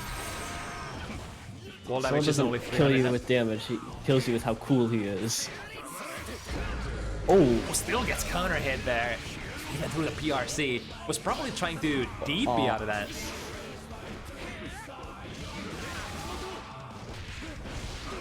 Right, finds hit. We have a lot of meter here. well. I think this may just kill because it's Soul bad guy damage. Yep. Soul bad guy damage. And when the dummy is chip, that equals Twitter combos. Depending on how much health Mr. Zanif has on his life bar left. Might end up on one kill as well. Overhead. Yeah, overhead, yeah. Links into a hit, and then the bunky. Matiibo has decent amount of resources to defend with here. Gets the IDFD. Yeah, Matiibo's so good at getting that. He's what, like, at least 50% of his IBFD attempts have succeeded so far. Matiibo has been very good at getting those IB timings. Oh, baits out the 2S. Not even with the previous batch buffs, where the far slash makes it a little easier to combo on targets airborne. But here we go. This might be enough. Yes. Just a nice little Soul combo. Yeah, starting to get warmed up. I think like, one of the biggest problems for Matiibo seemed to be the first games is that he just missed a lot of his combos, but now Warmed up enough, ready to go. yeah, the match, the set did begin a little earlier than anticipated, so maybe Matiibo just didn't get the warm up that was meant to get. Ooh. Waking up with 6p, all right, into bunky, should break. Yep. And gets the counter hit. Yeah, that's Another bunk. that's the downside. If you're threading the line too close, then, or if you misinput your FD, like if you don't give the attack buttons on the same frame, you might actually get counter hit when you're trying to just IBFD. Oh. All right, this should spell death. Oh. Oh, hello, Oh, Matiibo. still not. Still managed to get it in the end. Still an uncharacteristic amount of combo drops from Matiibo. Perhaps just hasn't gotten not vibing with the new patch. I mean, the new patch shouldn't have changed too many things from No, not really. in Soul's combo routing. But I mean, technically, when you go for the hard combos, then I mean, sometimes you do drop. You can afford to take the loss here. Probably gonna save the burst to next round. Ooh. Unless we have some sort of a miraculous opportunity here. Yeah. No. It's a very safe kind of way to play. Save the burst, but if you manage to get to a checkmate position, then use the burst for Wild Assault instead. Getting the hits, but the hit confirms are eluding Matiibo so far, or still.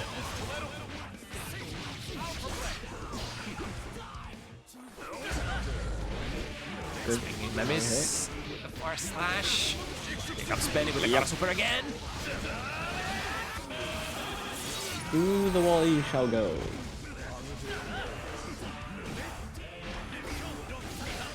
Oh, and that's he it. gets that low. The FRC. Yeah, from the Rekka pressure, it's not the most lucrative cash out when you go into the FRC stuff, but a perfect opportunity to play it at the very end of the round when your opponent is so low in health. From the Fafnir plus frames. Trying to see if Benny, yeah, exactly. Trying to box Benny in the corner. Checking if Benny wants to give a free jump in.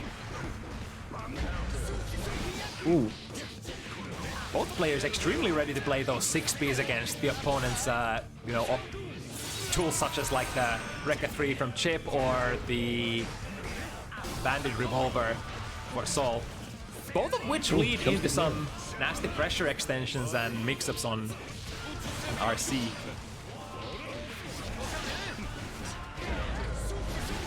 See it, Matiibo. Very quick combo into the super. Matiibo probably didn't even have time to burst there. We are bursting though. Oh, Shuriken could kill. Oh, and it's the drill kick. Jump 2K.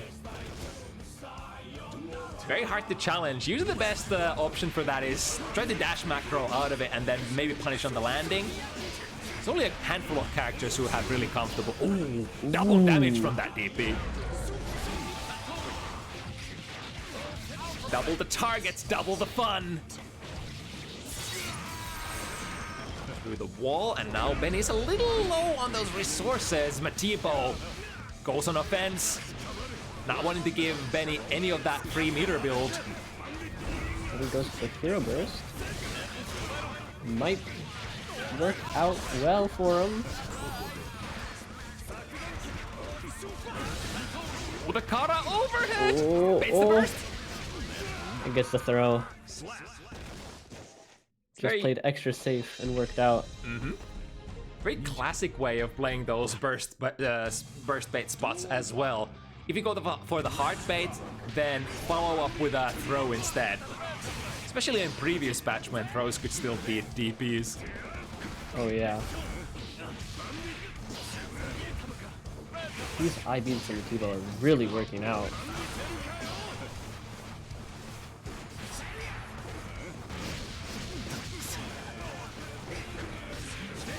Ooh. Yep. Continuing to go.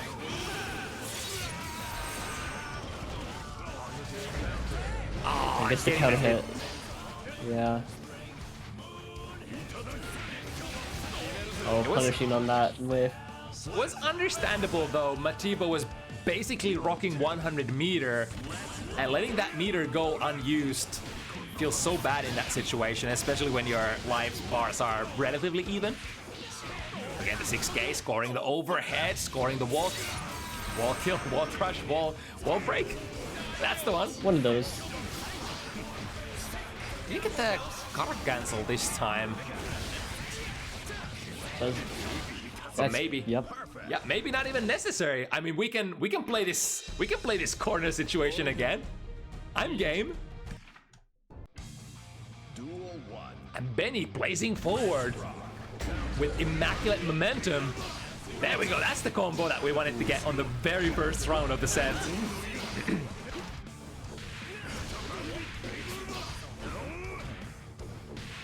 Nice whip punish on that 6-speed. Is it particularly, you know, realistic to 6-speed with punish to go for as well? Because Chip's 6-speed is like, I think, one of the slowest to recover in the game. Traditionally super slow. Benny once again getting the wall, and now the fun begins. IBFD can only do so much. Oh. Without burst tricky, and that is just gonna be a kill, I think. Yep.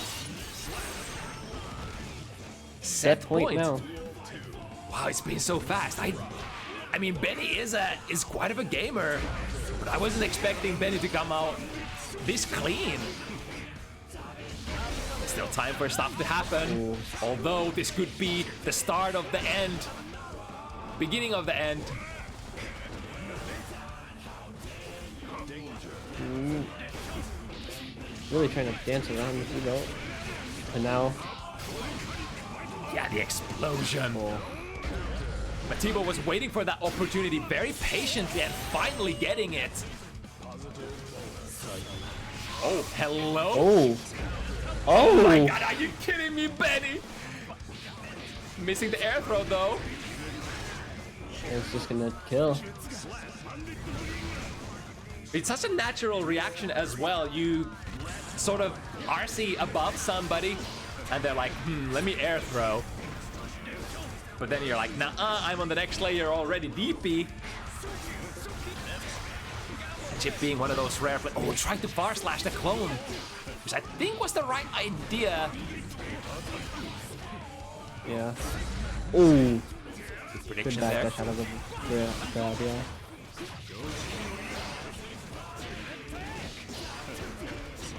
Now Beni baits the DP. Is that gonna be it? Building the 50. Don't even need to use it.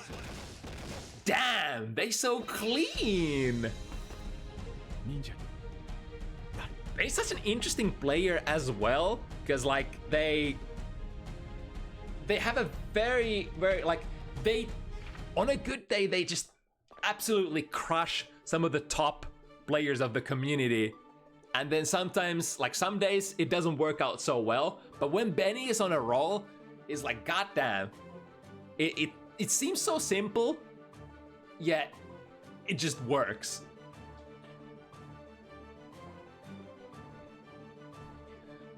Alrighty then. Chip is just one of those characters. Yeah, it's and we don't have many chip players in Finland other than Beni either, so unless Matiibo has been playing the matchup against Beni recently, yeah, who are you gonna go to? Also, howdy raiders from Mizu's stream. We are just about getting finished here with our 7th matchup. But I can perhaps recommend you some good raid targets, because there should be a couple of tournaments going on at the moment. So thank you for joining us very late, but unfortunately get lost. Alright, but anyway, yeah, as per usual, we do this every Sunday, same time, 5 p.m. CEST. So if you want to join, you can join my Discord and sign up. The Google Docs are going to be posted a couple of minutes after the stream goes offline. And for now, actually, yeah, thank you Mox for joining. It was an absolute pleasure for the first time. If you want to shout your stuff out, social media and stuff like that, now is a good moment. Yeah, I'm Mox. I have a Twitter, Mox37 is my name, and that's pretty much it for now. I might start streaming soon, but that's to be announced. So we'll see. Maybe, but that's to be announced. I haven't quite figured out everything yet, but yeah. Yeah, you heard it, folks. Not much else to say. At least the gender cross-up has gone online. Oh, Reload is back. That's right. That's also something. Yeah. It's slightly unfortunate because it starts at the exact same time as Bounty Hunters. Yeah. So overlapping a little. Let me actually take a peek. How far is Reload at the moment? If it's like towards the very end. It's top 8 to loser side, I think. Yeah, it's like... Yeah, let's go raid. Let's go raid Reload. It's the first one in a long while anyway. Let's see how this turns out. All right, but that'll be that for this week. We'll see you again next Sunday. Till then, stay safe. Keep playing. Keep figuring out new stuff from the new patch. And yeah, we'll see new stuff next week. Till then, bye-bye. Bye-bye.